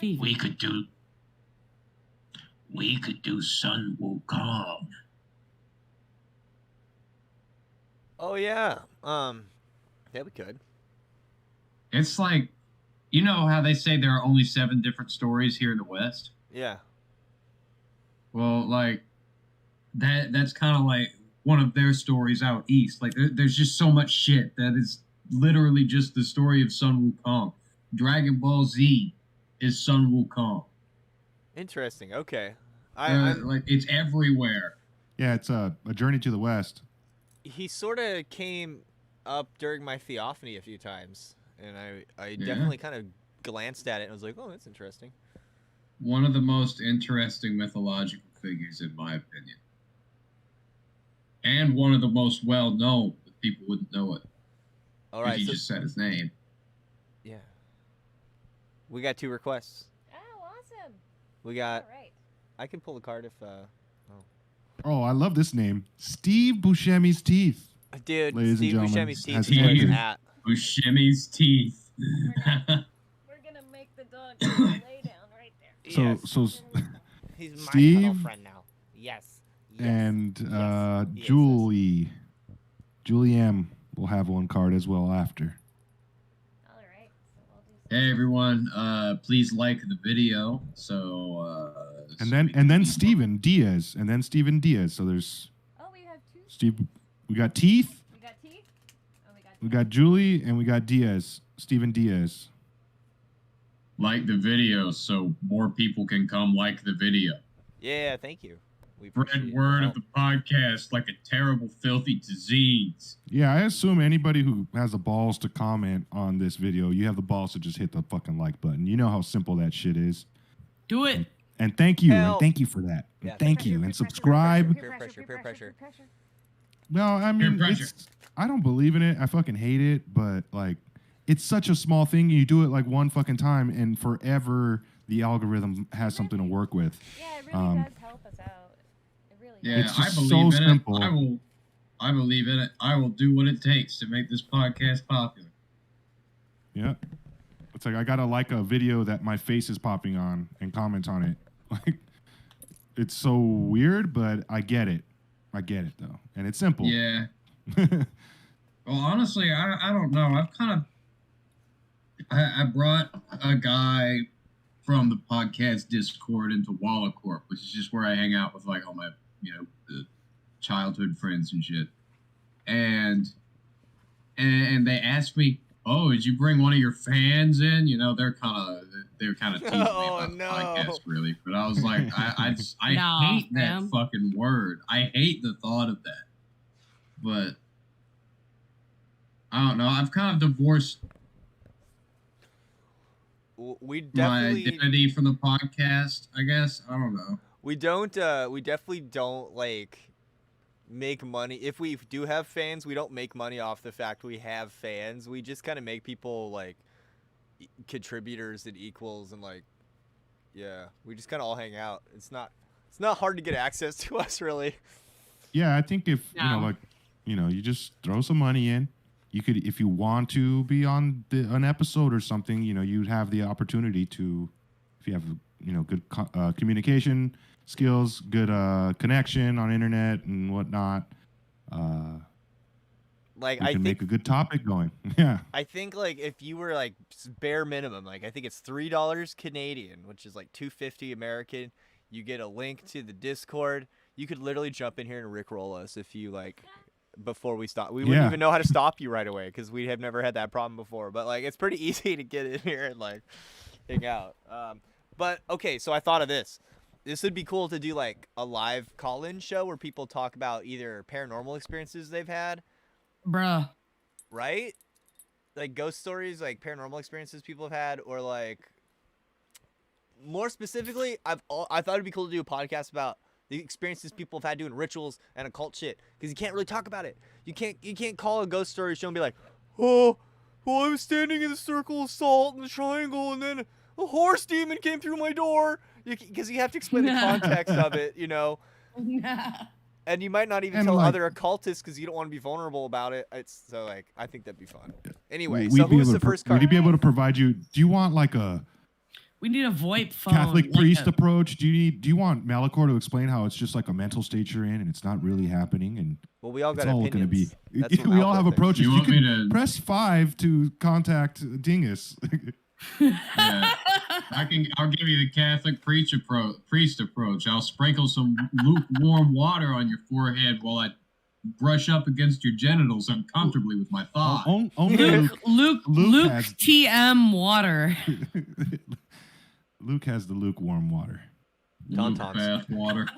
Tauntauns. Okay, so we do tepid. We do have a card. Is this for Steve Buscemi's teeth? This is for Steve Buscemi's teeth. This is the best screen name in a minute. This is Buscemi's teeth. I don't know. There's two Steves. Hold on, let me switch to that window. Oh, that's sick. I don't know who this demon is. Steven Diaz is also here. Yes, we will do. Yeah, and Julie, we got Stevens. Teeth. We have teeth. 2 Stevens. We got Teeth, Julie, and then Bodis. Steven Diaz. Okay. Bodis, Page of Swords. Page of Swords is the tarot associated with it. Gives answers of past, present, and future. Reconciles friends and foes. And from the Lesser Key of Solomon, we have the description. The 17th spirit, Botis, a great president and earl. He appeareth At the first show, in the form of an ugly viper. Then at the command of the magician, he putteth on a human shape with great teeth. Hey, Steve Buscemi's teeth. Weird. He putteth on a human shape with great teeth and 2 horns, carrying a bright and sharp sword in his hand. He telleth all things past and to come, and reconcileth friends and foes. He ruleth over 60 legions of spirits, and this is his seal. You got a teeth demon. That's weird. Is that the right one? Yeah. Lower. Or upper, I mean. It's on the bottom of the card as well. And you said it was the Prince of Swords? This is the Page of Swords. So the Page of Swords would be like a Heir learner. Heir of air. Like a student. Somebody who's studying something, a new craft. Somebody's learning some new stuff. Trickstery. Slippery. Hard to really pinpoint. Steve Buscemi's teeth got a teeth demon. That's weird. That is pretty funny. What the odds of that? And then Kiki got fur, which is kind of weird. All right, it's working. It's working. We've got next is Julie, I believe. Yeah, yes. Julie M. All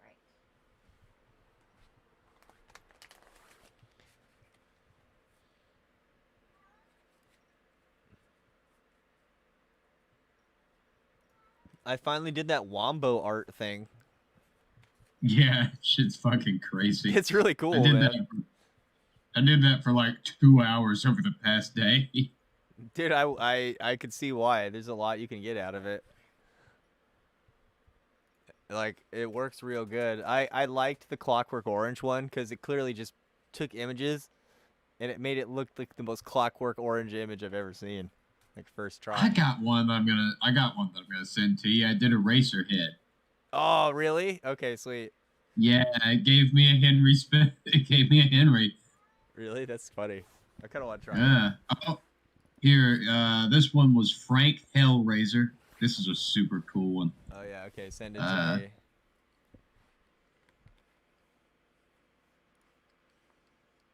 Yeah, I really dig that app. If you're an artist, you just have a phrase in your head, just like throw that in the app, and it gives you an image to start off on, and just go get your paper and pen out and start drawing. You did Frank Hellraiser, and that's what you got? Yeah, that's what came out. That's crazy, dude. That's crazy. It's fucking sick. Well, I mean, I think it, really it's obviously doing something with the internet, but yeah, but yeah, I always throw in Silent Hill. I always will throw in like Silent Hill or Pyramid Head. It gives you that cool Silent Hill look. That's awesome. I love it. All right, so. All right. That Hellraiser one's awesome. Julie. This card is for Julie. Julie, you got Dantalion. I love Dantalion. This is the High Priestess card in the tarot. Teaches art and science, knows the secret thoughts of all and can change them. Causes love, shows visions of the world. This is the demon that helped get Luke here.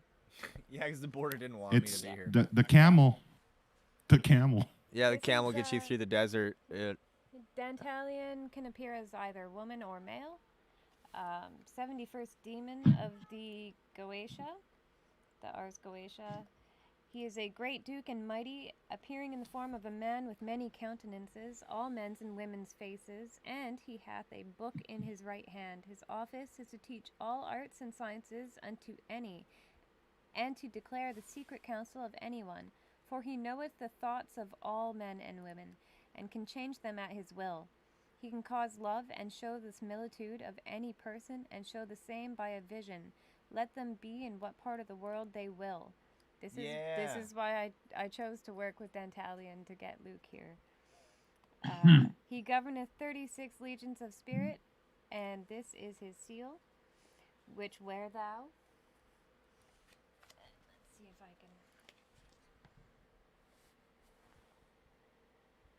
can. That's a pretty cool one. Dantalion's great and really, really easy to work with too. If you want to get into working with demons, Dantalion's a nice, easy start too. Yeah, the High Priestess too, association with it. Yeah. I love that. Ah, that's so beautiful. Like,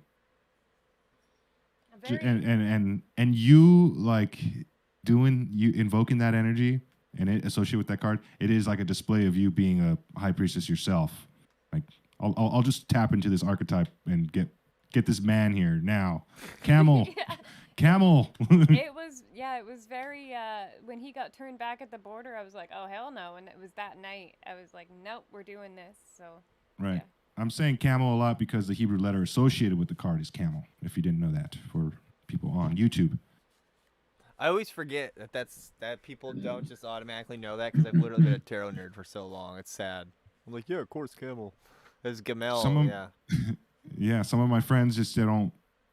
I show them the podcast. They're like, dude, I don't know what the hell you guys are talking about. I need to like each sentence here and here. I gotta like spend a whole day learning about it. I'm like, yeah, you're right. Oops, I didn't know we did that. That's why like every episode we have to kind of be like, this is what we're talking about today. Because like, okay, we're gonna end up talking about yokai in Shintoism, but I feel like yokai explains a lot. Like, why is like before I studied yokai, I didn't understand why a Pokemon could be like an inanimate object. It's a spirit. I didn't get that. Like, why could there be like a washing machine Pokemon kind of thing? I was like, oh, you know what I mean? But now yokai can be anything. Gotta answer something in the chat. Julie's asking. It's associated with Libra. I believe it's Cancer. No. This is the High Priestess? The High Priestess is associated with the moon. Yeah. Justice Cancer. is associated with Libra. Yeah. I think Libra is ruled by Venus, so I think. Yeah, the High Priestess is like Libra is ruled by Venus. The High Priestess is actually like the moon card. Yeah, It the kind moon. It's like Good the moon. moon. The other Yeah. moon card is like the dark moon. Yeah, the moon card in tarot is the bad moon, like nighttime moon, like hunter moon. You might be the prey. The High Priestess is the real like beautiful moon card. Just so you know. The light and the darkness. Hey, Luke. Yes. Show him Eraserhead. Ooh, I will. Okay, this is the one. Dingus did Eraserhead in Wombo. Oh, it's so cool! In Wombo. Oh my god. That's so fucking cool.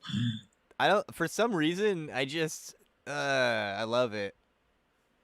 Well, I mean, there would be no computer art without all this input from human art, right? I mean, yeah. It's kind of a crazy idea. So what we're looking at right now is art that's generated by an AI that just anyone can use. It's called Wombo art. Just Google it, and you can just type in a word and pick a style, and it'll generate art. It's really dope. I've also been like, I gave it descriptions for like to see if I could get a self-portrait out of it. That's something we did at Malchor, and it did one that was fairly accurate, but I don't know if I can show it. Really? How'd you manage to do it? How'd you do that? Well, I just, I put in like blonde, long-haired twink, and then put it into the and then you gotta put it. You gotta put it into the no style section so it doesn't choose like a pretty color palette or any like particular subjects. So you'll just get something that looks like a guy with a weird porous skin texture. And if you ever put balls into the description, you can get multiple scrotums on one painting, and they look like a scrotum with the fucking bumps where the hair follicle is and everything. Oh like, my god! Anatomically correct fleshy scrotum. Okay, what demon do we have next, and who's it for? Because this is for Steven Diaz. Even Diaz? Yes, and this is Andusius. The card is the Nine of Pentacles. I don't know. Hold on, you're cutting off a little bit. Hello. Is that better? Yeah. This is Amdusius. This is the 9 of Pentacles, or discs. Here we go. It's a unicorn. What it reads is... That's my least favorite unicorn. All unicorns are great. Causes any manner of music to be played. Causes trees to bend at will. Brings excellent familiars. So, in the lesser key, the 67th spirit is Amdusius, or Amdukius. He is a great duke and strong, appearing at first like a unicorn, but at the request of the exorcist, he standeth before him in human shape, causing trumpets and all manner of musical instruments to be heard, but not soon or immediately. Also, he can give trees to bend and incline according to the exorcist's will. He giveth excellent familiars. He governeth 29 legions of spirits, and his seal is this. How do you spell his name? Amdusius. Amdusias. If you take the mic, I can show the picture. We got another request from Echo. Another request, but do we have another like? Yeah, like this video. Yeah. The card is the like 9... this shit. If you Sorry, you do your thing. Yeah, like this shit. If you request a tarot card reading and you get it, which you fucking will, you like the video. We are so mean to people when we ask for likes. It's really funny. or dark forces will beset upon you and your family for 10,000 generations. Well, no family stuff. Please like the video. It is a free reading. We do appreciate all likes on the videos. This is... We need them. I hunger. Still for Stephen Diaz, it's the 9 of Pentacles, or discs. I'm doing a Wombo art version of the demon when we do them now. Echo says way ahead of us. Good. 9 of Pentacles. Like that. 9 of Pentacles. So yeah, 9 of Pentacles is usually associated with gain. So it's like the energy of getting a fresh paycheck, which is like, you know, for a materialistic society, it's like one of the happiest cards to see in the deck. Usually corresponds to material gain in some way. Yeah. Yeah, you just got paid and you have weed and maybe like a $5 Steam discount game to play, and you know, like some bullshit food from the gas station that's also expensive as fuck now. Yep. That's 9 of discs. That's about all we can do. So we got Diaz. Is there anyone before Echo, or is Echo up next? I think Echo's up next. We did No, Julie, right? Echo's next. Yep. Hi Echo, thanks for coming. Yes, thank you. And thank you, Julie. We're happy that this is Are you a dolphin, Echo? Are you a dolphin? I was so tripped out by all the Echo the Dolphin shit that just like started coming up during the first episodes I was on. I love Echo the Dolphin. I played a lot. Well, the weird thing, the Tides of Time. I only played the first one on the Genesis, and I liked it because there was actually like some free roam involved, but I never got past the first level. I didn't even know there were levels in it until recently. I thought it was just an exploration game like Metroid. It was too hard for my small child mind. There's like space dolphins and like tunnels and stuff. Aliens and shit. aliens, yeah. I did Echo the Dolphin just now on Wombo. Is what we got. The crazy part about that whole game is that the creator was high on ketamine and LSD while he made the game. God bless him. Oh, that's beautiful. That's beautiful. God bless this man. Of course he was high on ketamine. Jeez. Oh, I should type ketamine into the Wombo art. That'll be fun. All right, this is starting with the box art. Oh, so he says he is a dolphin. I mean, his name is Adolfo, and everybody would call him Echo. Oh. That's a cool nickname. I just typed ketamine in. Adolfo is kind of a cool name. And then Adolfo's Thoth is in the chat too with the green tea next to his name. Oh, hey Thoth. Hey, Thoth. I'm a mildly big fan of yours. This is beautiful. I like your tarot card. He's having an Echo the Dolphin synchronicity thing going on today, he said. I'm saving the picture I did of ketamine because it's the most beautiful thing I've ever seen. This is incredible. I'm saving it. I'm going to post it later. You guys can't see it because that stream doesn't work that way, but I'm going to save it. I'm seeing it on YouTube. That just made my day, dude. That is the most beautiful painting of ketamine ever made, and a robot did it. The way it should be. Yeah. Sorry, I'm just freaking out. Who's up next? This is for Echo. Echo, we have Vapula. Yep. Oh, this is like a traditional looking god kind of, right? Like oh no, maybe not. This is the world card. Oh, what? I'm not familiar with this demon. Who is it? What is it? Vapula. I'm gonna look him up. This demon makes one skilled in labor and Can't hear. This demon makes one skilled in labor and crafts, increases knowledge of philosophy and science. The lesser keys, Vapula or Nafula. Something's going on with the mic. You can't hear. Check. Anything? That sounds fine. All right. That sounds fine. Is it just me? Oh, that's a cool one. Vapula or Nafula. The 60th spirit is Vapula, or Nafula. He is a great duke, mighty and strong, appearing in the form of a lion with griffin's wings. His office is to make men knowing in all handcrafts and professions, also in philosophy and other sciences. He governeth 36 legions of spirits, and his seal or character is thus made, and thou shalt wear it as aforesaid, etc. Take this. Wow. Here is the seal.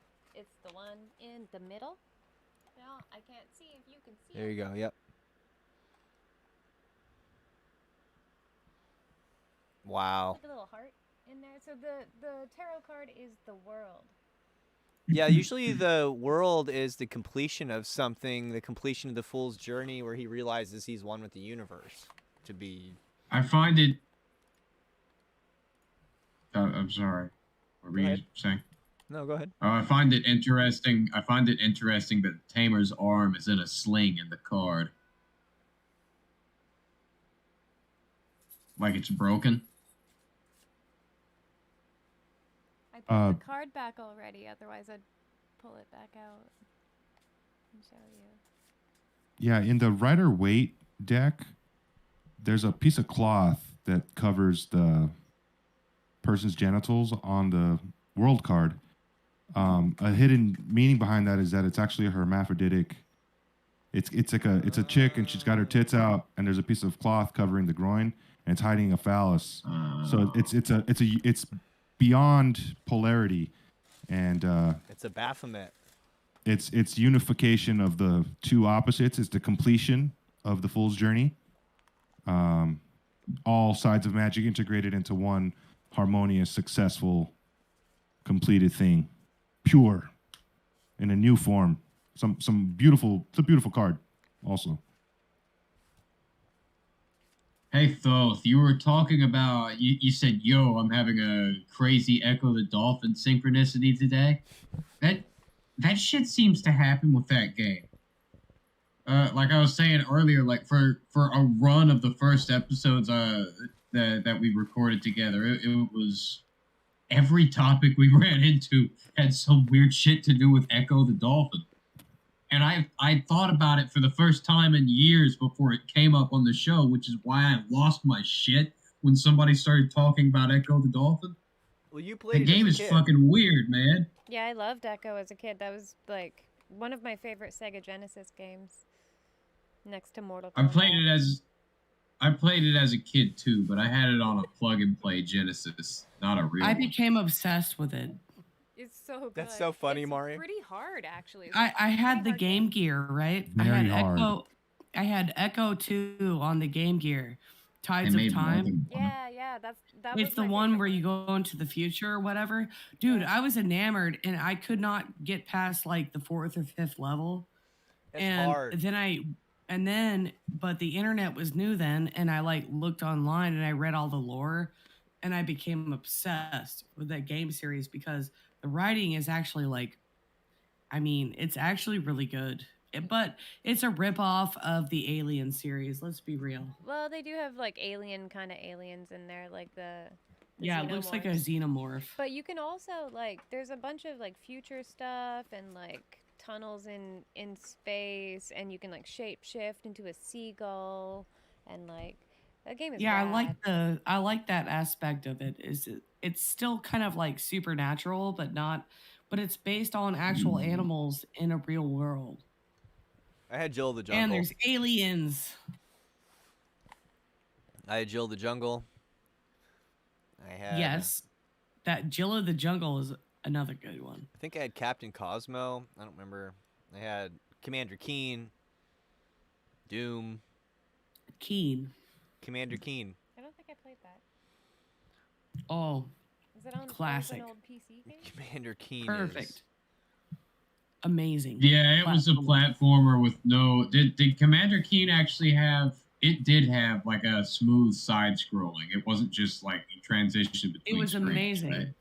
Yeah, it was new for its time. Okay. Doing that, I'll I was about to say it did. I was about to say it did make an ass of myself. Oops. Sorry, everyone. I'm still learning how to use OBS. It's fun, but it's a thing to learn. I have to I'm just sliding windows around and junk. I'm gonna. Hey, Malchor. Wants another card. I'm gonna bring my phone outside and keep the chat going outside, but it'll take me a few moments. Get a cigarette. Yeah. Malchor, can you send me? Can you send me some weed? Can you send me some weed? I wish. Is that legal? Probably. It probably Sure. Yeah, totally. It's definitely legal. I've people do it all the time here. Yeah, I know people who talk about getting drug shipped.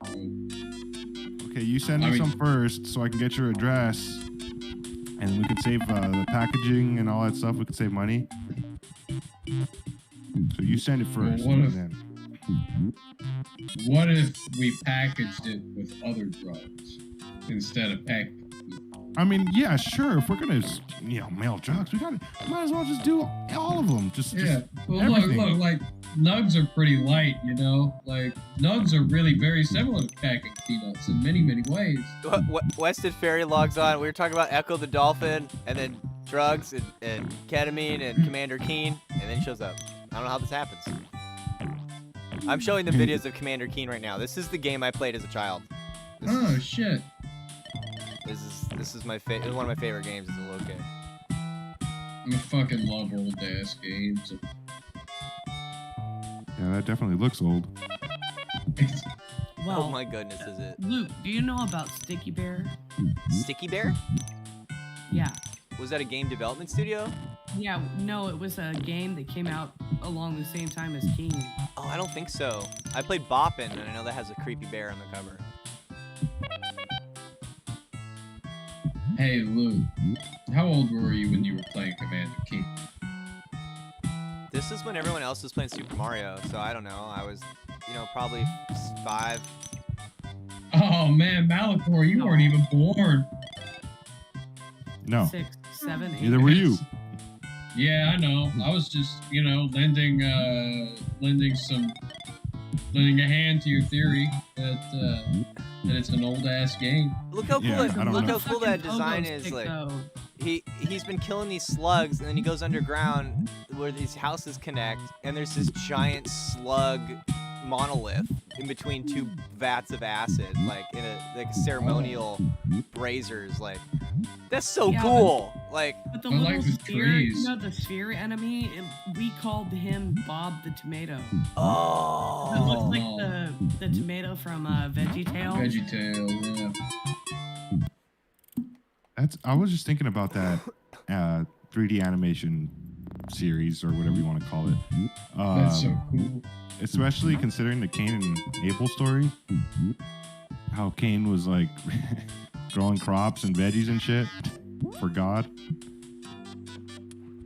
Yeah, but God isn't vegan because that's for No. that's for No, he's pussies. not. So then they make VeggieTales to like kind of redeem the vegetables and the fruits. Oh, what up? Steven Diaz is a cottontail. Go ahead and check out the God. Discord link. If you have a problem, just hit me up. I'll make it work. Lady. Oh, A shit. woo. We got more people dropping A in. woo, Steven. Woo, Steven Cottontail. You now have Discord Wait, access. Explain to me what this means. There's a really cheap option on the YouTube to get Discord access. You know, just to get Discord it's access. fucking awesome. Yeah, but like, here we go.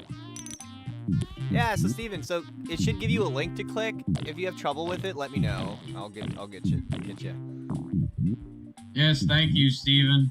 You're a special boy. A very special boy. A good boy.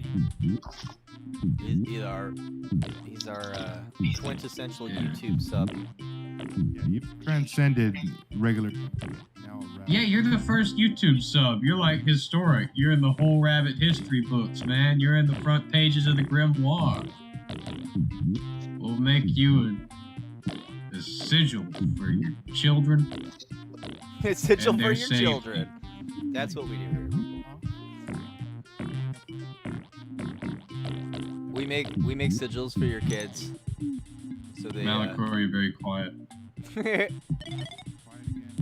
What happened? There you go. I think it's when you get far away from it. Hi, Lady Kephra. We're still doing readings, although to have the beautiful Heka do your reading, you might have to wait. Otherwise, I'll do it.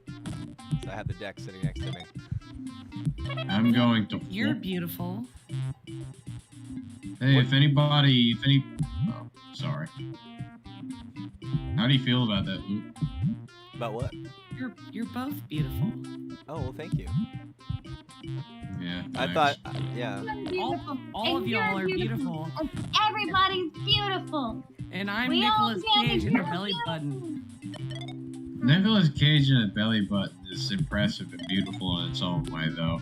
Horrifying, eldritch, traumatizing, but also beautiful. Heka, Who's belly I button? have to go smoke now. Fuck. I'm I sorry. presumed it was in Nicolas Cage's own belly button. He's a demon, and he produces imps. This person doing this playthrough is getting all the secrets that I never got as a little kid. My mind is blown right now. There's all these secret areas I didn't know about. I like games like that. Dude, there's so many Bob the Tomatoes. This is made by the same guy who built the Oculus. What? Yeah, this is a John Carmack game. Man, that guy's dope. Yeah, Is there a wall That's jump? What the? Yeah, there is. Like, there's wall grabbing. wall He's grabbing. grabbing You on- can grab up. You can. That was kind of a thing. It was new. Kiki says He he days is especially special. beautiful. Where is the doggy? He's outside with mom, I bet. He's outside. He's being a guard doge. Tarot readings, yes. So, Lady Kephra, we're doing demon tarot card readings. Well, it's actually from the Occult Tarot, but most of the cards have a spirit from the Lemegaton on them. Heka's smoking a cigarette at the Yeah, moment. well, we're on If you'd like standby. me to do your reading, I'll be in about 5 minutes. Otherwise, Luke would be probably happy to do it, like you said. Yep. I'll pay you. So you can decide, Lady take Kephra, your who you hoodie want to off. do the reading. Take We're your also glasses off. watching Commander Keen because I want to. No, Commander Keen is like one of my favorites from like elementary school. I should show him Jill of the Jungle. Are you familiar with that one? Yes, that was my favorite. My fucking my neighbor had it, and I would go to her house just to play it. See, that's a classic one too. I don't think most people know about that one either. Yeah, so Commander Keen has a pogo stick. So if you were like Super Mario and you couldn't get a little bit higher, you'd use your pogo stick. Hell yeah. That was the thing. What, 1992? This is a year later, it says. And you still have to type in the C. Oh, man. This game was amazing. It was. Hey, if anybody's new in the chat, please like the video. Give a thumbs up. I'll do a demon reading. I rant Especially if you're about getting it. a turn. Especially if you're getting a tarot reading or bad things are gonna happen. I like to rant about it, but I don't have the energy anymore. The edible kicked. Oh shit. It's not specifically about the likes. Like I literally will just take any opportunity to shout about something and talk quickly. All right, so Lady Kephra is down for me to do the reading, so I'll go ahead and do it. I'm gonna turn down the Jill Jungle music. You know, I very much like the music. I'm gonna turn down just a little bit. I really like it. It's kind of good background music. I love Jill. Yeah, Jill's awesome. She's like that hot girl that you judge because she's like pretty or whatever, but then you find out she's extremely intelligent. I mean, that's a very strangely accurate character analysis of Jill. I'm like, you look like a hoe. I'm like, oh shit, that's a smart bitch. Never mind. Jill's alright. I mean, she's kind of a bitch. I mean, she's one of my role models. Well, it's great to have you, Lady Kephra. We on this show, we have a tendency of reducing most things back to ancient Egypt, because that's where myself and Heka are. That's what we're the biggest enthusiasts of studying. And then I'm into the Book of the Law, and that's all Egypt too. So it always seems to come back. Like we did an episode on the black cross, the black cube, and we reduced it down to an Egyptian deity. So we're very much about Egypt. So I'm gonna do your card now, Lady Kephra. Let me call in Dahuti real quick. I'll be sure to check out your channel, Lady Kephra. Yeah, check out Lady Kephra's channel. I mean, why not? Come hang out and chat with us whenever. Pick your card right now. Yeah, seems like a cool YouTube community talk going on in the chat. Yeah, this is probably our most active stream so far. It's been active for the longest anyway.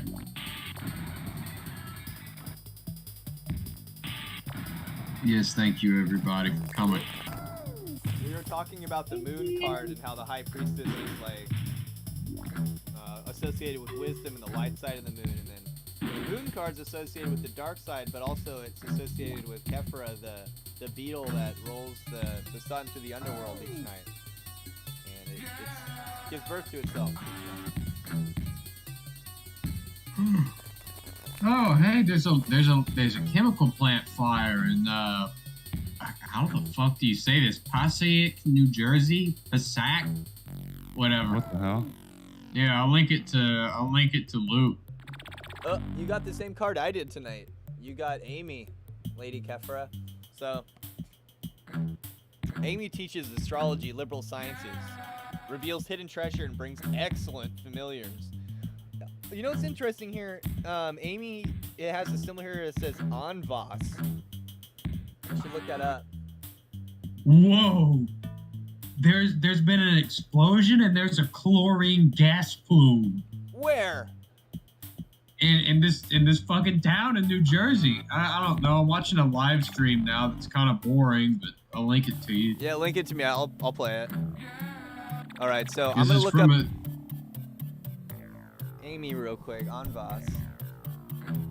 This is from Agenda Free TV. It's actually it's a good news source that is, as it claims, actually agenda free. There's literally no political spin whatsoever. It's beautiful. So Anvas appears in the form of a flame. So think Calcifer, and it cites positive reactions from rulers. Calcifer. Yeah. Ah, Howl's Moving Castle. The fire demon is named Calcifer. He holds the futile hope of returning to the seventh heaven after 12 centuries. So it sounds like he's a repentant angel of some kind. Let's see. He's a president. Let's see what else. Let's see if there's another one. I bet Anvas is a clue that I don't know yet, because when we looked at Bifrons, we learned a lot more about Bifrons than it led on. So I bet Amy is also an important demon, but I don't know. Hey, you Man, they're all important. There's a lot of ones that are based on more ancient gods that were demonized through Christianity. So a lot of these demons are actually ancient gods. Like they had to write about them in that way to protect themselves from even within their own secret ranks of people who were like in the mindset of Christians or like the early Western European empires and stuff. So a lot of the ancient religions didn't view adversarial qualities as being innately evil, whereas the Christians do. You know, if it's an adversarial quality, it's Satan. Satan is the adversary. So therefore, like they demonized all of these ancient gods that have adversarial qualities to them. And that's why you get Wepawet or Janus as Bithrons being a goetic demon in the Megaton. I want to look more into Anvas because I feel like that's a secret, that name, Anvas. It looks like it has some sort of significance. Like, it's also associated with the Six of Pentacles, which is success. So go out there and do your thing, Lady Kephra. You got what you need to be successful. Yeah, I want to check out your channel. Check it out. Yeah, Thoth, did you want a reading too? Did the Great Birdman want a reading? Yeah, what are some other funny games I played as a kid that I can hardly remember? People would want to see.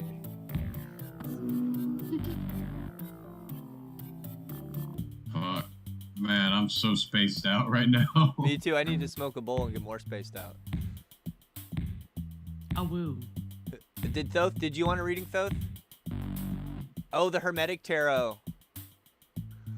Yeah, the Hermetic Tarot was one of the first decks I got, and that one is excellent, especially for learning the names of the cards, like, you know, Lord of Unstable Strength or Unstable Effort, like Lord of Unstable Effort, you know, you can figure out is like what, the Eight of Swords, I think, it becomes Interference later. So you learn like the classical names of the cards, and that's a lot of fun. And then the illustrations are like kind of spooky looking too. Okay, Thoth wants a card now. We're still watching Jill the Jungle. I'm having childhood flashbacks watching it. I'm having numb flashbacks. I can come back. You're never too young to have a Vietnam flashback. Okay. Napalm sticks to kids.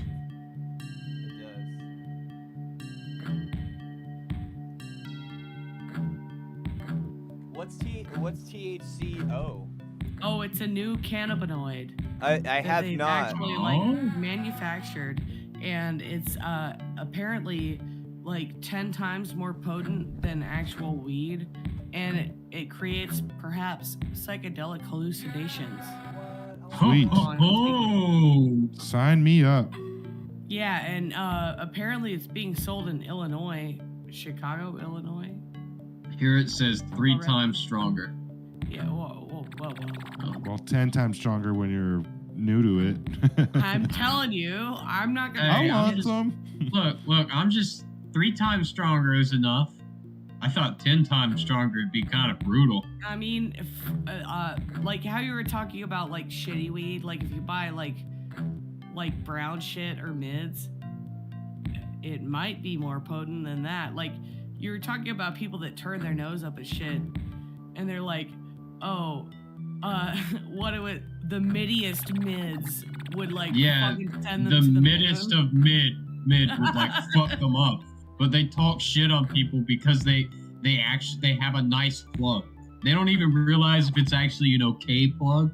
They hear what the plug says and then it smells strongly. Yeah. So they're like, oh yeah, this is some good shit. It's like, how do we know until you actually smoke it how strong it is? Yeah. How about you give me some? Let me tell you. I want some. I wanted to try that shit though. Do we get the reading for Thoth already? Hey, Steven Diaz. Steven Diaz is having trouble finding the invite link to the Discord. As usual.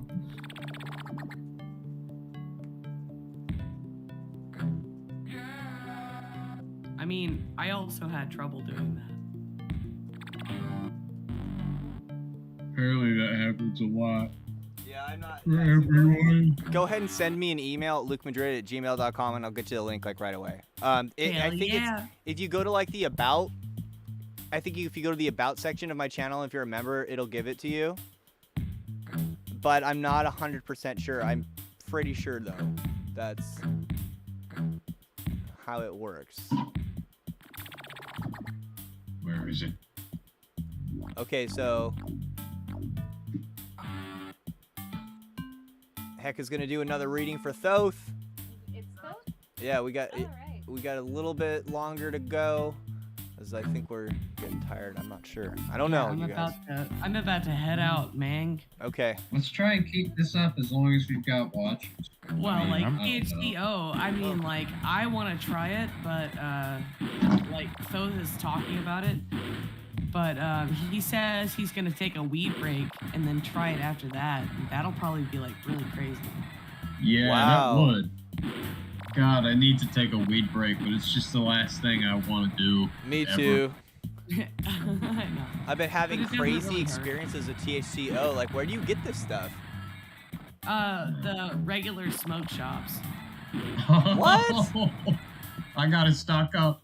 It depends on the state, I guess, but this is actually like a breaking new substance. that Oh came no, out. we need to stock up. You're right, Dingus. Dingus is 100% right Yeah. on this. You have to buy as much as possible because they'll ban it pretty soon.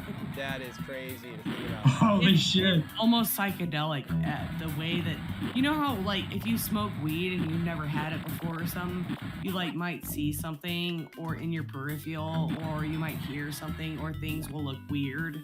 That's crazy. But it's like weed is supposed to be supposedly like a mild psychedelic. All right. Well, THCO distillate. I don't know how much of this is selling. 10 grams of unflavored THCO distillate is $124.99. 10 grams of weed will get you pretty far, especially if you're new. Yeah. Yeah. Especially This if is for vape it's carts. distilled. Now you can get 100 grams as well for $749.99. Huh. Well, this stuff can also be derived. I believe the substance can also be derived from like hemp instead of cannabis. Are you talking about THC? Well, no, the THCO can be extracted from a hemp plant, which is legal Typically, Hey, wait, here. Wait. in all the states. Typically, hemp has less than 1% THC. Well, no, they actually process one of the cannabinoids, and it turns it into basically like, you know how like there's Delta 8 or whatever? It's like another cannabinoid, but this one is augmented. Like you can. Here's the crazy shit. Hang on, hear this. Look, y'all want to hear this. THCO tolerance. Do not assume that a tolerance for Delta 8 THC or Delta 9 THC will translate to THCO. Since THCO is acetylated, it makes it more stable and stays in the system longer. Yeah. It takes longer to feel the effects of taking in an edible because it stays intact as it passes through the digestive tract. Well, even if you smoke the shit, I read that it takes about 30 minutes for it to hit you. Can you imagine? That's scary. Yes. God. Because you'd I smoke too fucking much. want some. It would be too much. Like I would take like 3 puffs and then like put it down, but like a lot of people don't have that reservation. I'd try it with like a snapper bowl real quick, a blast, just see what that does. I'd work my way. I'd want to truly. It's like being a virgin again. But I would advise against, like, if you are prone to panic attacks or you're not sure about, your heart or breathing conditions, I probably would not like go balls to the wall with it. Maybe take a smaller dose. It's a new substance. Try more. Yeah, I've never. I literally read an article about this today, and it's a problem. It's already a problem in Chicago. So yeah, because these things have to have a dissociation quality to them that's really It's like a euphoria. It's really weird. So I have a card for Thoth right now. And it's Sweet. Dantalion again. We have another Dantalion card. I don't know if you can see this. There we go. So Dantalion is the High Priestess. Yes, the High Priestess card. So Dantalion teaches art and science, knows the secret thoughts of all, and can show you visions of the world, take you to anywhere in the world, can cause love. This is again the demon that helped get Luke to Canada. What it says, I'll read it again from the Lesser Key of Solomon. He's the 71st spirit. He is a duke, great and mighty, appearing in the form of a man with many countenances, all men's and women's faces, and he hath a book in his right hand. His office is to teach all arts and sciences unto any, and to declare the secret counsel of anyone. For he knoweth the thoughts of all men and women, and can change them at his will. He can cause love, and show similitude of any person, and show the same by a vision. Let them be in what part of the world they will. He governeth 36 legions of spirits, and this is his seal which thou wear, etc. So this is Dantalion.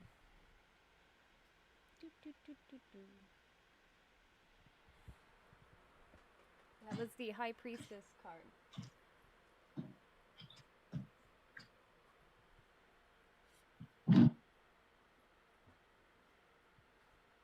Hey guys, I'll be back in one moment. Yeah, Thoth seems to be familiar with some of the symbolism of tarot. You should, with that name.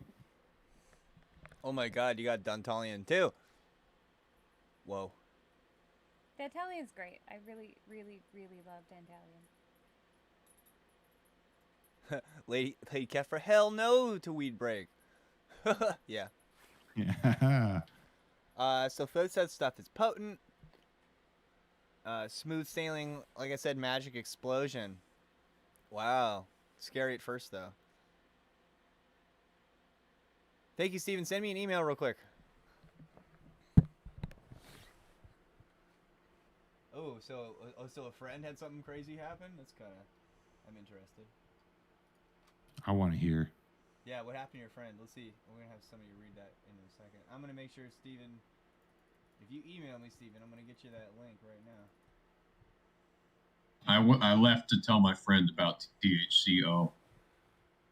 Hey, go get some. Julie M. Yeah. says, yes, it can be dangerous. It happened to a friend. He thought his girlfriend was a demon, so he ran away to his house, 40 streets away, and it was winter. Whoa. On what? THCO, I guess. Oh, God, I want some. THCO. Fuck. It'll make you crazy. Shit, I gotta tell Manto now, too.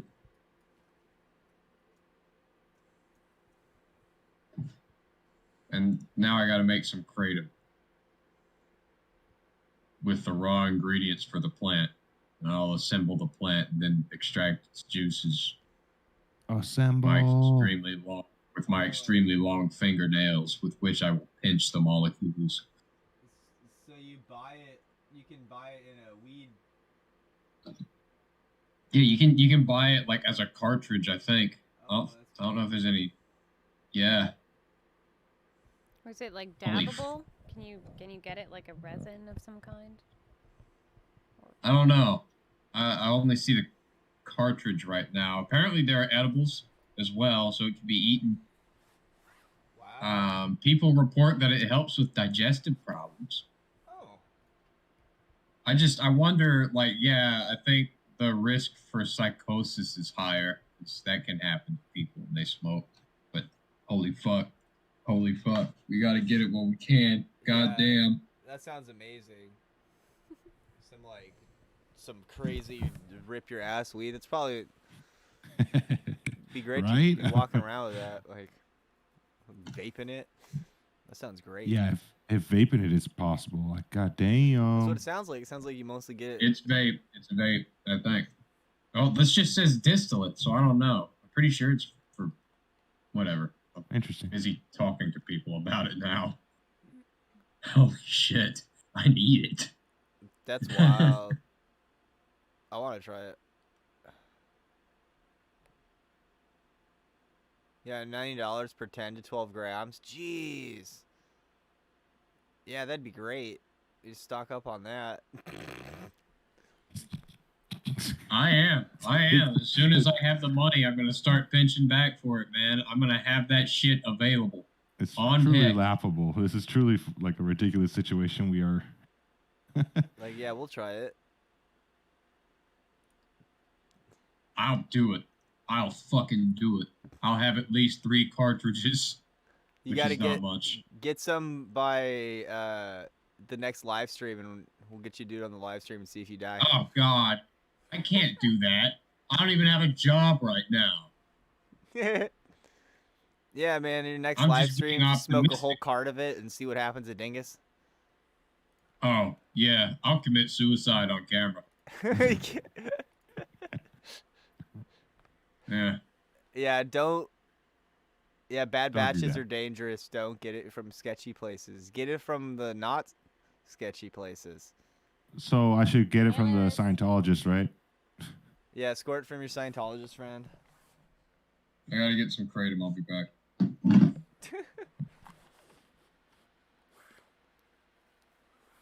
Let's see. So does anyone have any more readings? I think it's starting to get late.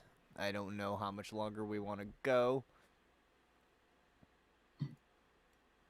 Does anyone else want a demon card? Is anyone curious about the demons in their energy field? Who might be there? Who might need to be worked on? Who might need to be worked on? Who might be helpful to work with? I think we've got everyone in the chat. Let's see. I'm looking for new mail. We had a good chunk of readings. Yeah, we had a lot of readings. And one new member we're going to get in the Discord as soon as we figure that out. I forget if there was I had some controversial questions I wanted to ask, but I don't remember now.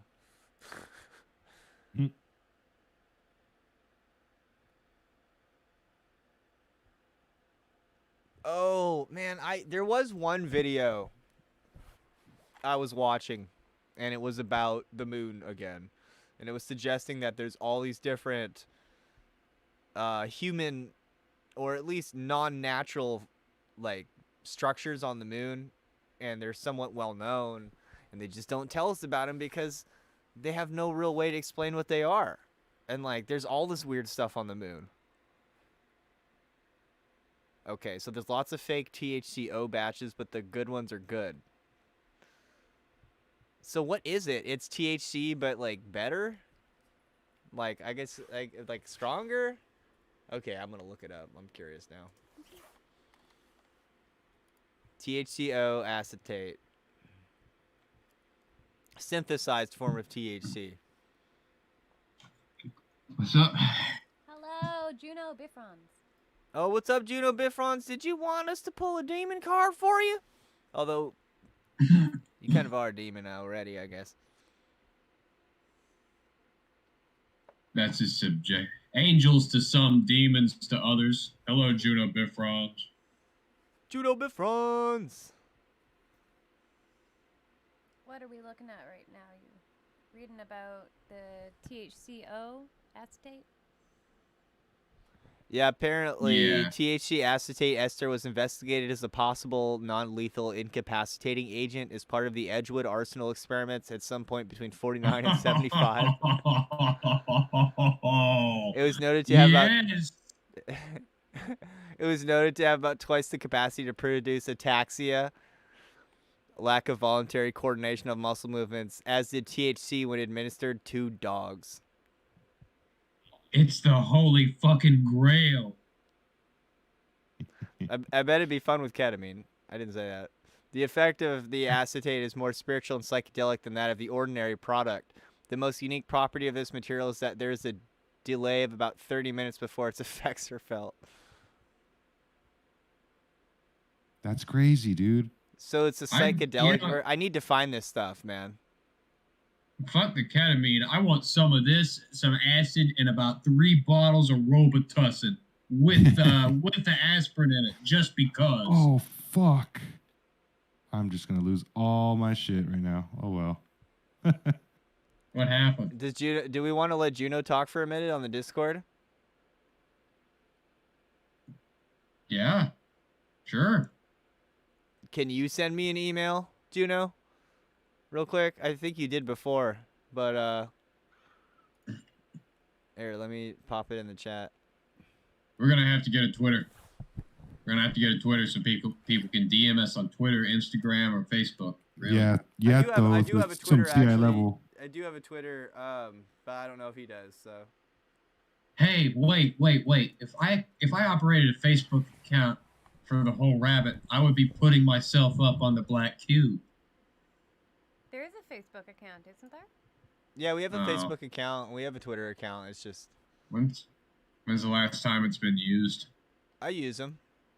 It's just a lot to keep track of. It's just a lot because I'm doing stuff like this, I guess.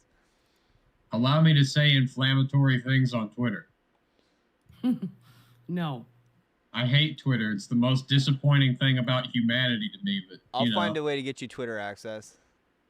It could be pretty fun. You'll get banned immediately. It's fine. It's fine. I won't. If he does, I won't. Okay, I'll give you like 12 hours. Here's the thing: is like at least that's not connected to other things that can Are really you tank me. sure? But like if it's just Twitter, like Twitter's so toxic, I don't really care. I Don't do hate it. Don't I do will. It's look, if you really do have to take the multimedia approach these days. I hate it so much. But anything to have a job that's actually cool. I've never used Twitter ever. Yeah, I did for a short while, but I just laughed at other people's tweets. I think the only thing I ever tweeted out was like a creepy video of me slowly rotating the camera around my sleeping character in Animal Crossing. No. What do you mean, no? That's creepy. Well, that's my aesthetic. I like that kind of shit. All right, y'all. I have to head out. Sorry. Okay. Right. Goodbye, Mari. Goodbye, Mari. Good night, Mari. I'll come back if you're here in like fucking 30 minutes, but I doubt it. All right, I'm Bifrons. probably gonna go to. If you want to pop in and talk to us real quick, you can. Good night, Mari. Bye. Good night if I don't see you again. Bye. When I got really high on marijuana, it scared me the first time. So maybe THCO would be scary.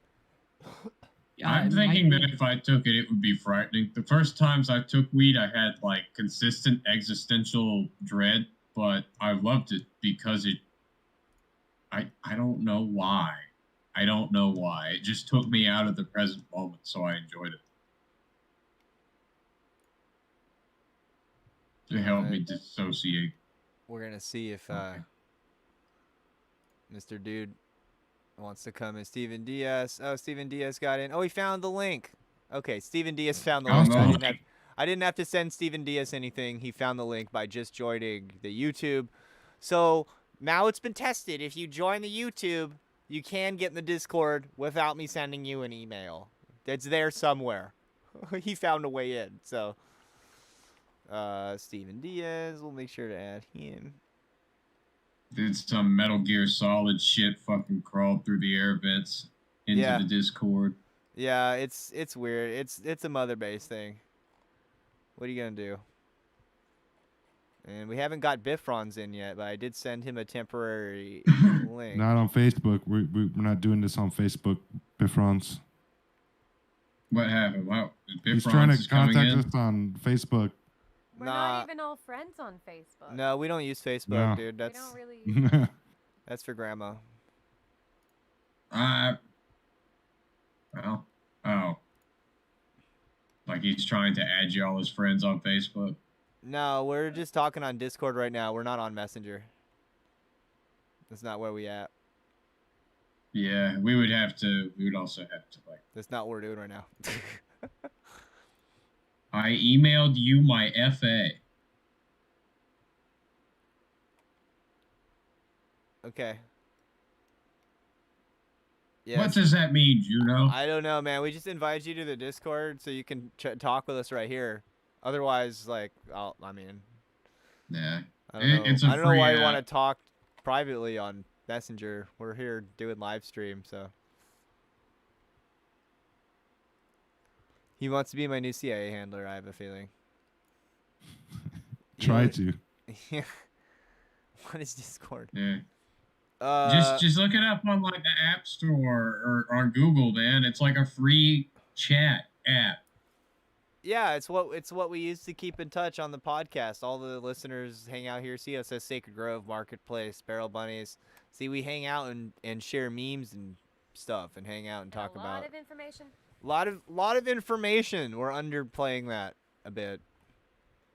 There's lots of other magicians as well that share information and their practices, and we all talk about the fine details of these practices together. It's kind of like an open community for any kind of practice that you have. So Yeah, I thought you just wanted to voice chat with us right now. I didn't know you wanted to like.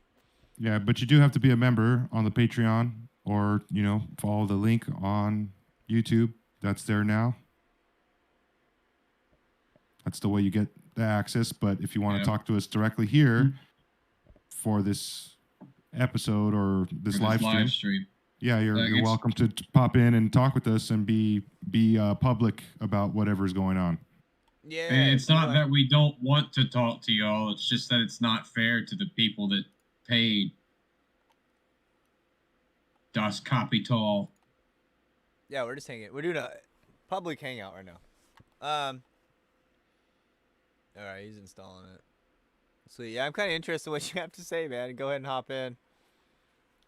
And if there's anyone else left in the chat that wants to have a tarot card pulled for them from the Occult Tarot that uses the demons from the Lesser Key of Solomon or the Lemegeton, just comment in chat that you want a card, and we will pull one for you. Yeah, YouTube is kind of good. You can get a lot done here on YouTube. You can could we I don't know. Can you join channels and streams and stuff on YouTube? I don't know. No, Twitch is more like that, and I think Discord has some of those features. If we made our Discord a community, people could find us from outside, but I don't know how that works either. Steven Diaz just slid into the server. Hello, Steven. Woo. Oh, that happened 22 minutes ago. Yeah, he figured it out all by himself. So I can't believe that was 22 minutes ago. I thought that was 5. 22 is a cool number to recognize, though. That's BB22 Barrel Bunnies. Barrel Bunnies. BB. Barrel Bunnies. We should have our own Star Fox mod. Everybody's just a rabbit. Yeah.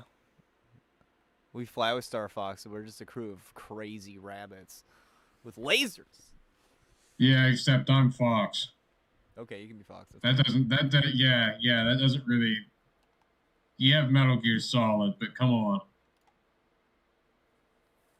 Fox like Fox McCloud? Yeah, got the fucking red scarf and everything, man. You know.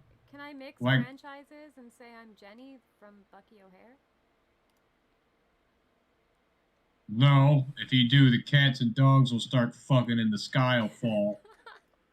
Sure, whatever. I don't even care anymore. Who is that, anyways? What? All right, Bifrons, you can click on the tea house and join our chat now.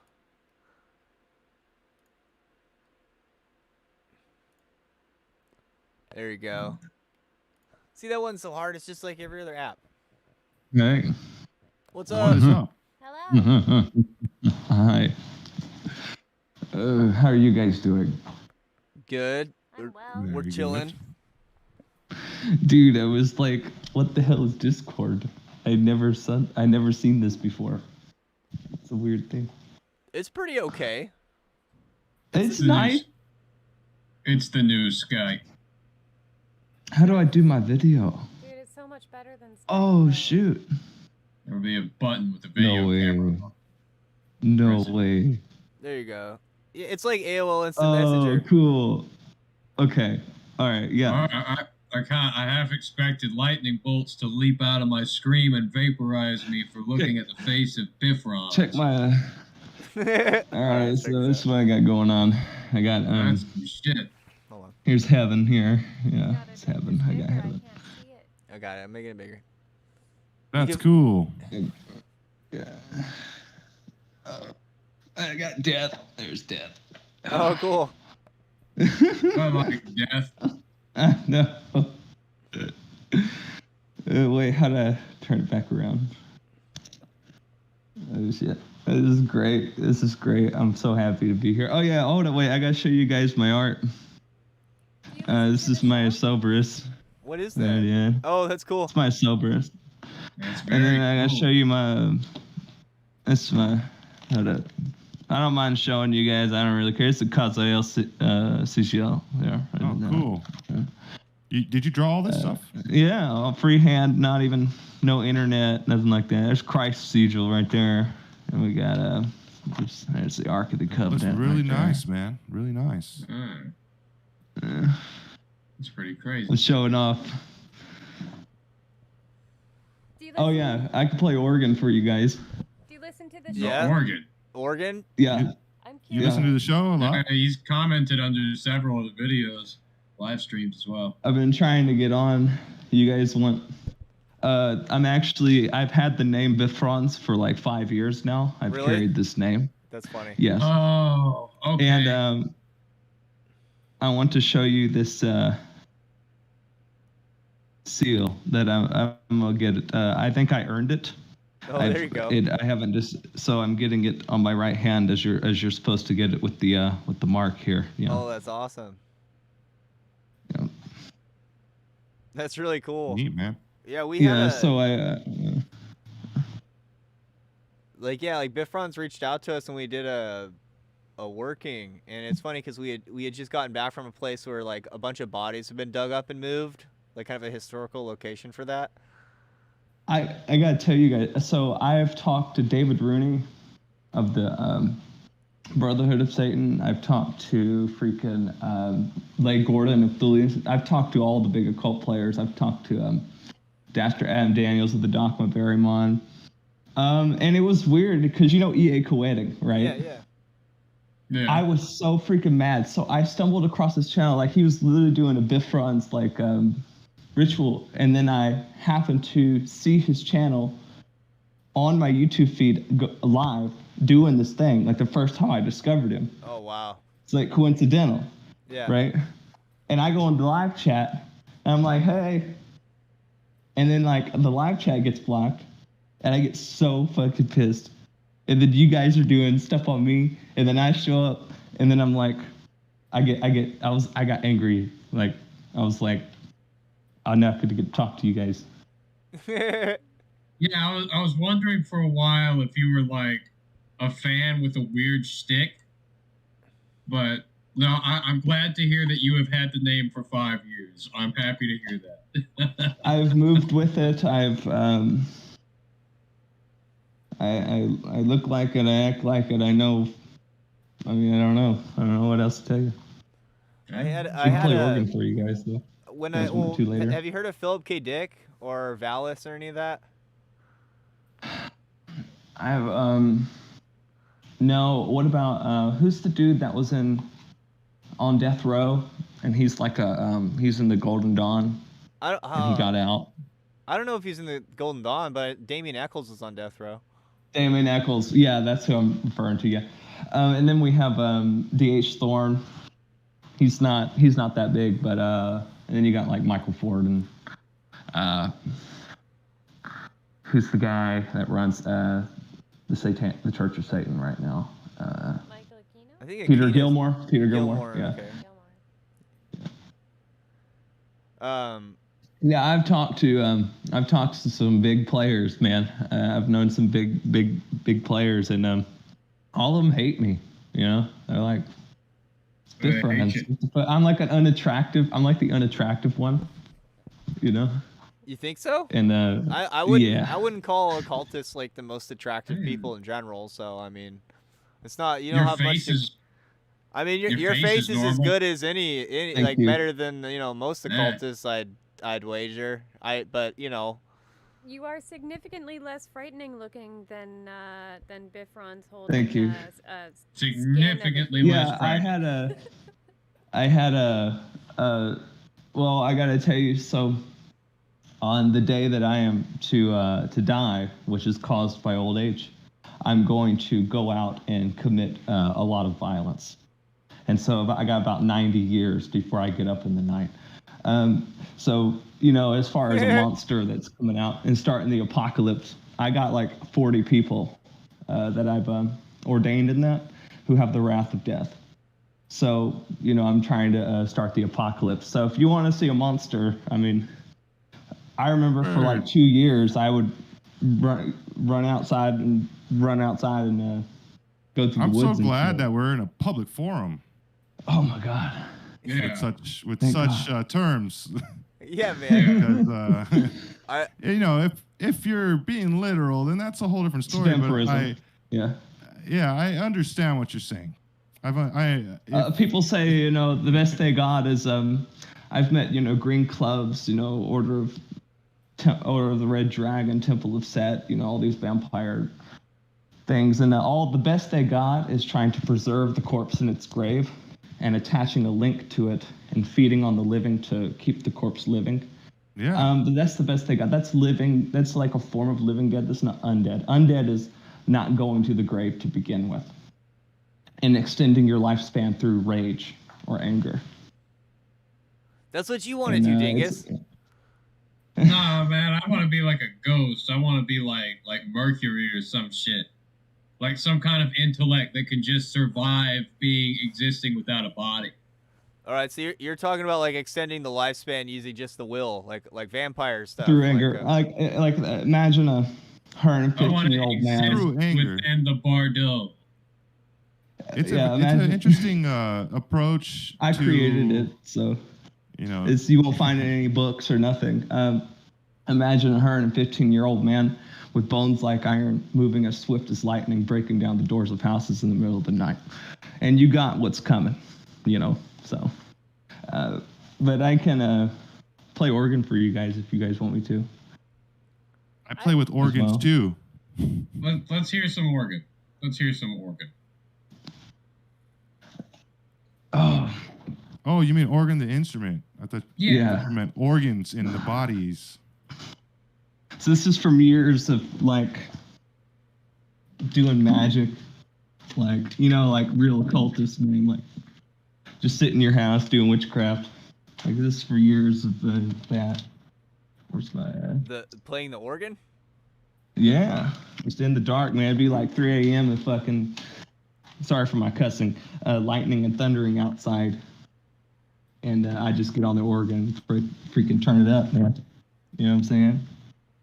Oh, goodness.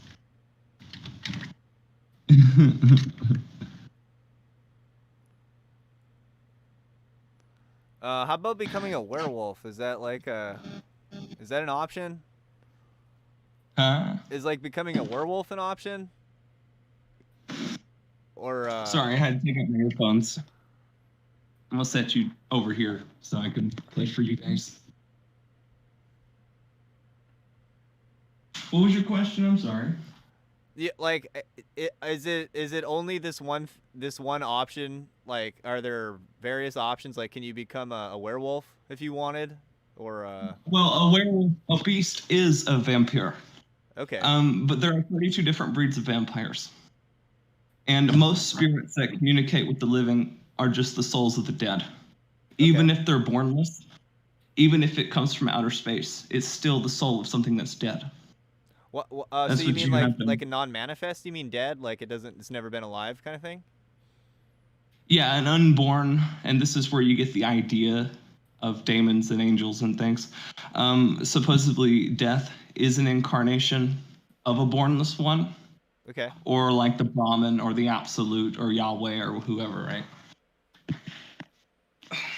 So like that's the advantage of having an incarnation where like those beings don't have one, you mean? Like well, if you're incarnate like I am, then you'd have you're gonna have physical power, physical evidence. Right? It's not gonna be some shit that you just made up in your head. It's gonna be like physically evident. And so like what happens is you take a soul of a 10,000-year-old dead beast and you possess it in a person, and the person grows claws and sharp teeth and things. And the beast, is the vampire. It's a form of a vampire. That's where you get the idea of like fangs and all that other stuff, right? But mostly it's serpentine. It's probably reptilian as well.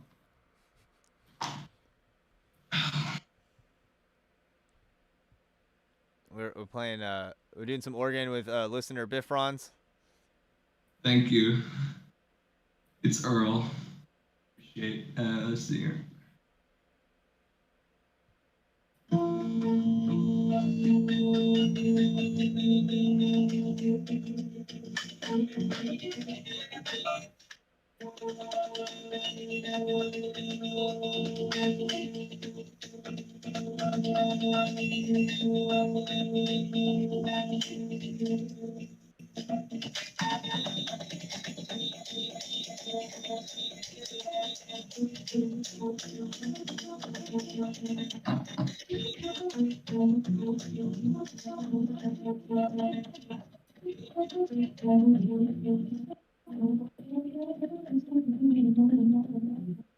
Kind of hard to hear. Yeah.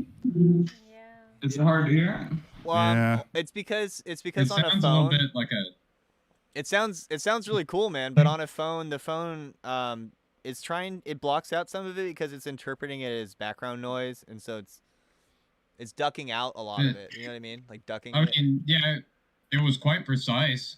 Yeah, I thought it was pretty cool. How's that? Can you hear that? It's recognizing it as background noise, so it's gonna duck it out pretty much wherever you put it. But... Yeah, can't hear? Discord is just not meant for. That's why I don't play my music on this Oh thing. my It's not. god. Oh my god, dude. You gotta I go all the way record up and down with one hand. You guys are missing out. I mean, it seemed pretty cool. Yeah, so like okay. It was starting to sound kind of didgeridoo-y. It had like bounce. I heard some rhythm there. Can we talk more about some of these ideas? Like we were talking about. I'm able to teach. Like I said, you won't find this in any books. It's an oral sort of. It came from my mind, off the top of my head. So Right. Or you guys want to know, right? So like you guys are like, we talk to Bifrons and conjure him up and do that, and then when you actually talk to him, it's like, Well, we didn't conjure okay. we didn't conjure anything. We were just watching Apocalypse Now. And oh my goodness, Apocalypse Now, huh? Yeah. I wouldn't know anything about that. Yeah. Yeah. So yeah, we were just hanging out and doing our thing, and then Bifrons reached out, and we just started doing the research. And there was a guy named Philip K. Dick once who had like a really crazy theophany, and I had something similar. And I had like kind of a Bifrons experience. I wouldn't go as far as to like identify with them, but Oh, did you? Yeah. It's the first time I met you. Now, what you probably have is because I have sway over the dead. Okay.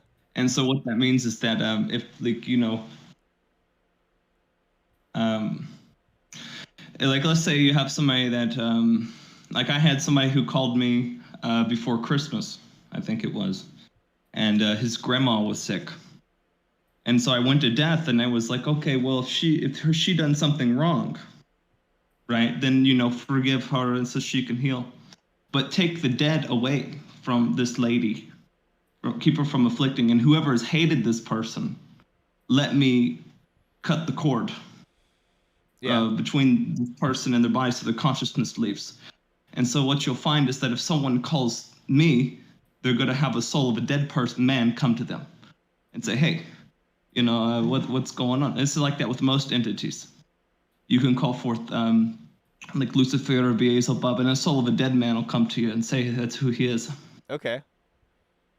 So why is that? And deceive. Well, because the dead are everywhere you walk, and that's why it's deceitful. It's deception, right? Because if you believe the dead man and you can follow him, and he says he's Lucifer, and he goes to the grave.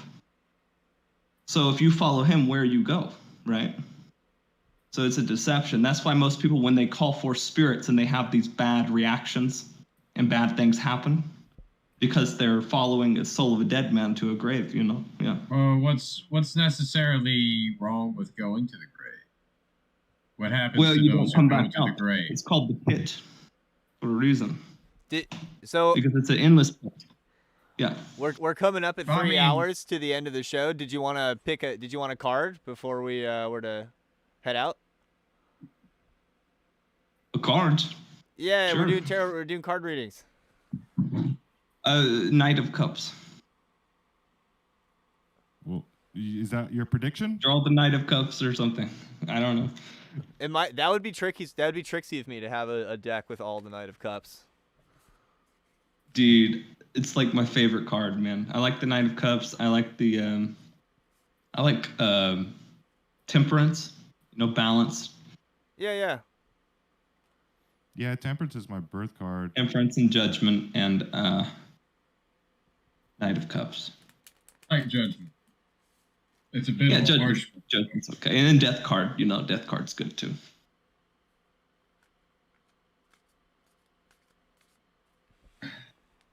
It's like, do I want a reading? Oh, I can read you guys. I tend not to get too many tarot card readings. Oh, you know, tarot comes from the Torah. I mean, it's just a teaching.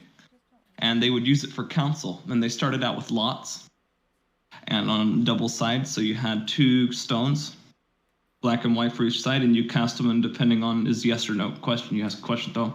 And then they changed to fuck, that's cool. And they would have the sticks, and then for either side, and then they start putting runos on the sticks, and then when they made cards, it's supposed to be a council. And so when you lay down like the Knight of Cups or the Knight of Pentacles or you know, the 3 of Swords, you know, you're using councils, a council of knowledge. But a lot of times what you have is you have that idea, right? It's based on chance.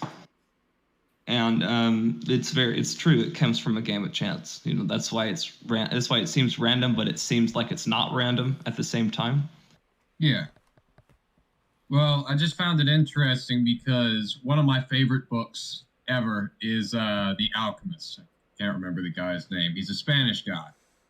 And I was always wondering where the concept of the divination that the main character used came from, where he had a black stone and a white stone called Unim and Thurim.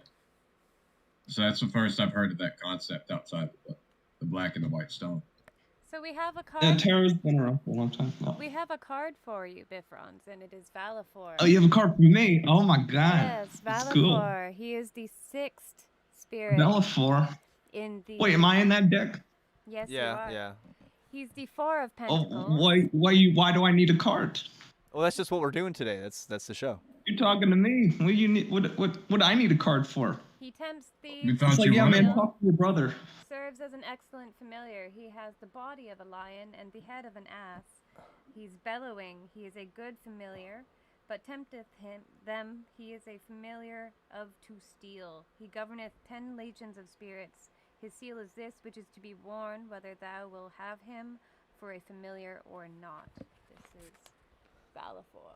You guys ever talk to the Buddha? This is the or you guys ever talk to death? This is the I think the Buddha is a fascinating man.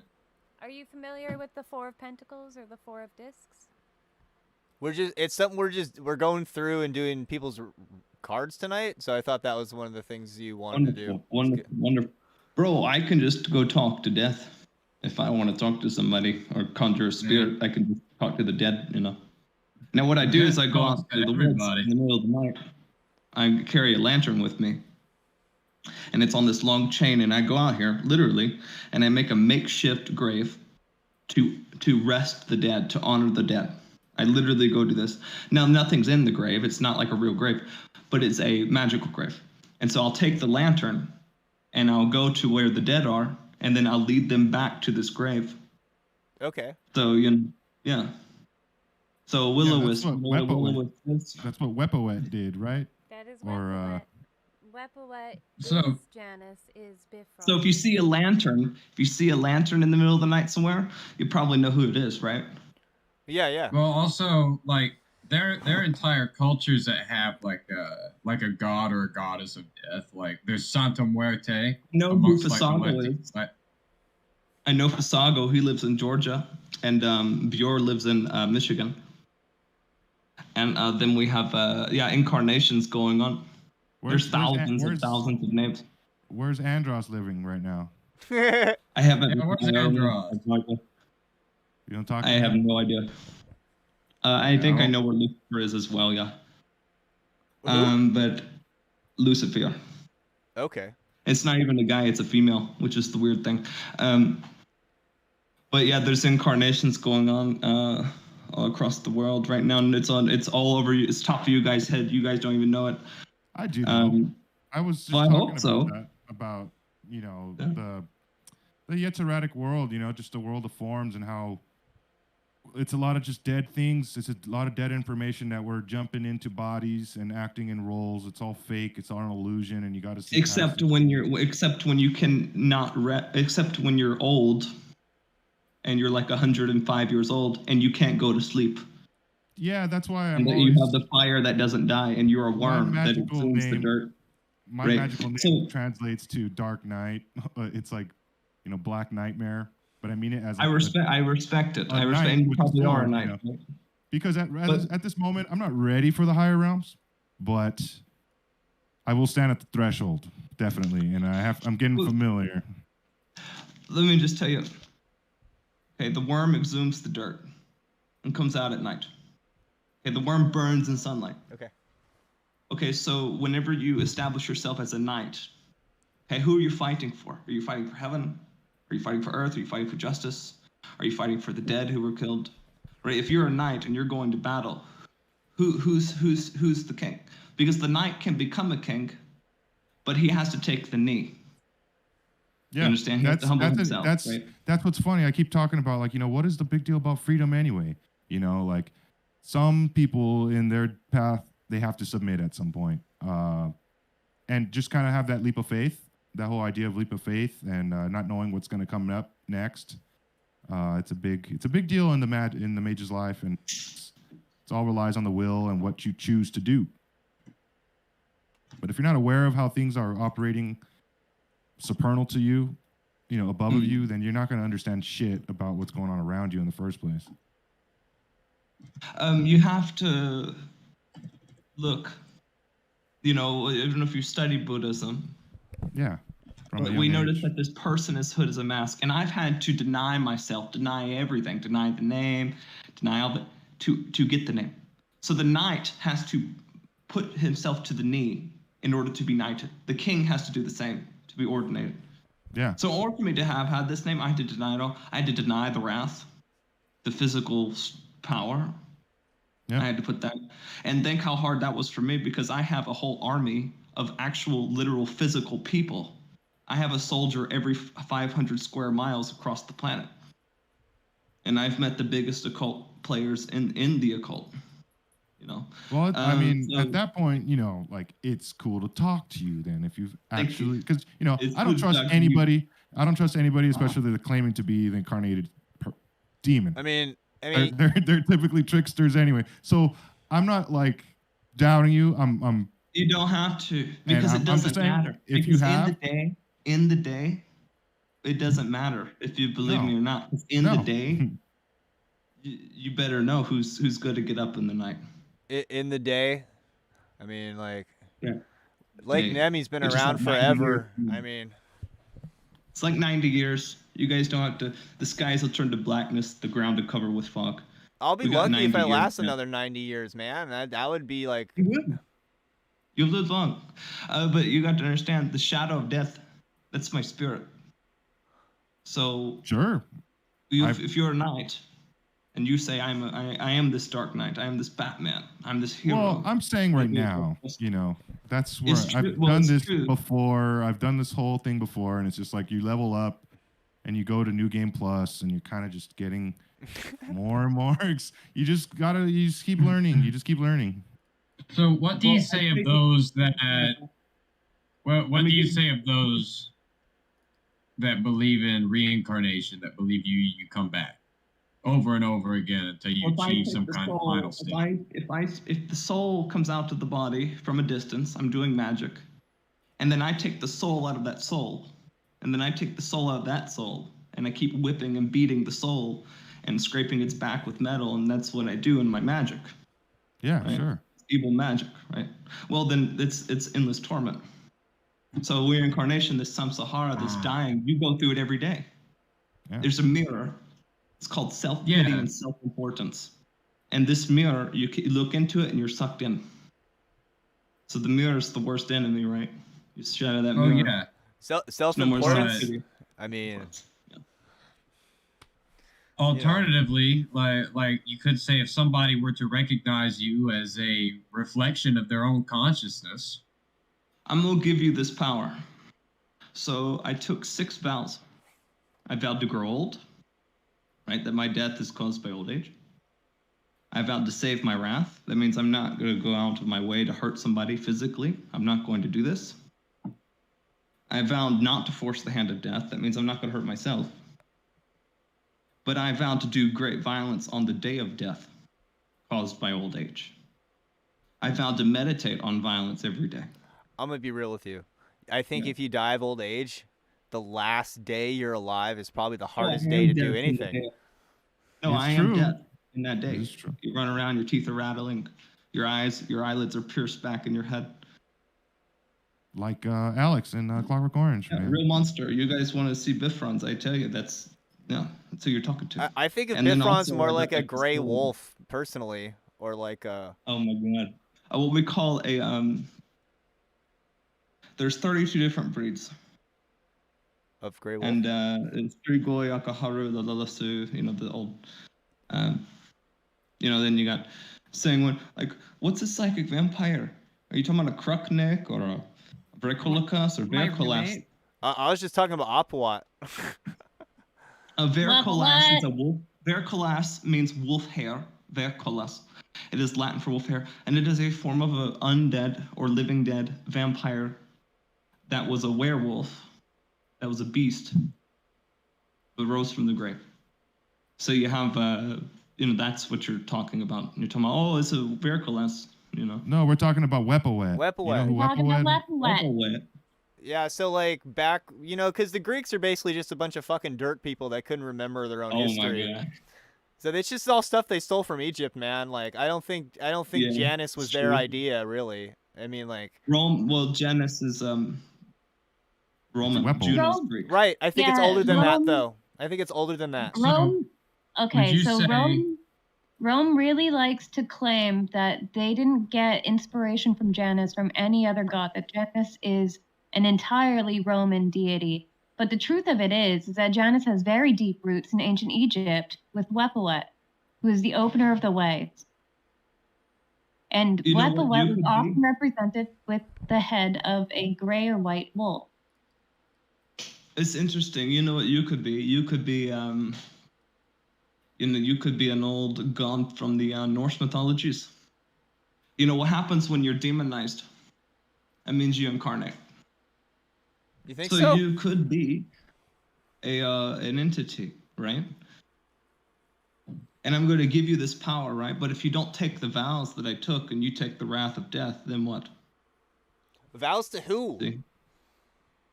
It's the vows, the 6 vows, right, that I told you I took, right? And this is a cup of wrath.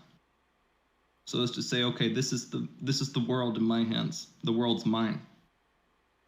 You know, if the secret got out, if all the occultists were taught my teachings, the whole world would end the next day. So, you know, you I like have to this, say right? that. I like to say that. That's why I don't say a lot of the things, because. Oh, just say it. Give the here it is. Now we make peace, right? You could be God. I could say, okay, you are this entity, and I'm going to respect you. You earn this name. These things can't, like you said before, they can't be taught. You can't just tell. These things just they're not just words. They're an understanding on how how it really is. It's from you, right? It's not taught to you from a man. It's not written in a book. No. It's of your own. It's of your own doing, you know, and you could communicate. These things you can't talk about. Yeah, it's impossible. There's no words for it. Meditating in wordless thought. It's a very Buddhist thing I learned a long time ago. There's two types. That's the only way. That's the only way these things can intuitively come to you. You have to come to like this peace area. Yes. Of nothing, just. Yeah, it's a great ocean. You're very correct in that. It takes me a while to unpack what I'm experiencing sometimes. Well, there's emptying, which is how you go into this meditation. First, you have to empty yourself. You know, if you study Dalai Lama, if you look at Dalai Lama, the most holiness, right? You go in, he said, you know, first you have to empty yourself, and then you analyze, right? From that observant point of view. And once you receive you, once you say, okay, this is you, this is who you are, this is what you stand for, this is, once you find yourself, then you realize that you is not a thing. Then you realize, oh, well, I'm not that important. You know, once you find like the important thing, it's like, it's not that important after all. Right? It's like you carry the name of you carry the name of an old Norse god for years, and then you carry that name, right? As long as you carry that name, you know, you're like, oh yeah, that's who I go. Everybody calls you that. That's who you go by. But then you got to have somebody tell you, oh, well, you're against the angels, aren't you? I'm like, I am an angel. It doesn't make any sense. People don't know. Because they have a mask on, and their mask is who they think they are. But when you're physically evident, when you are physically powerful, and you look like the entity, you know what the entity knows. They predict that you'll be here in this long, like they did with the Dalai Lama. Like I'm gonna be born again over here. Question, serious question. Okay, so I guess you would be the best person to ask about this. Bifrons. Does he have 2 times as much mouth as he does throat? Can he only drink from one at a time? Why are you talking to he? Why are you referring to he? You're talking to me. Okay. Do you have 2 times as much mouth as you do throat?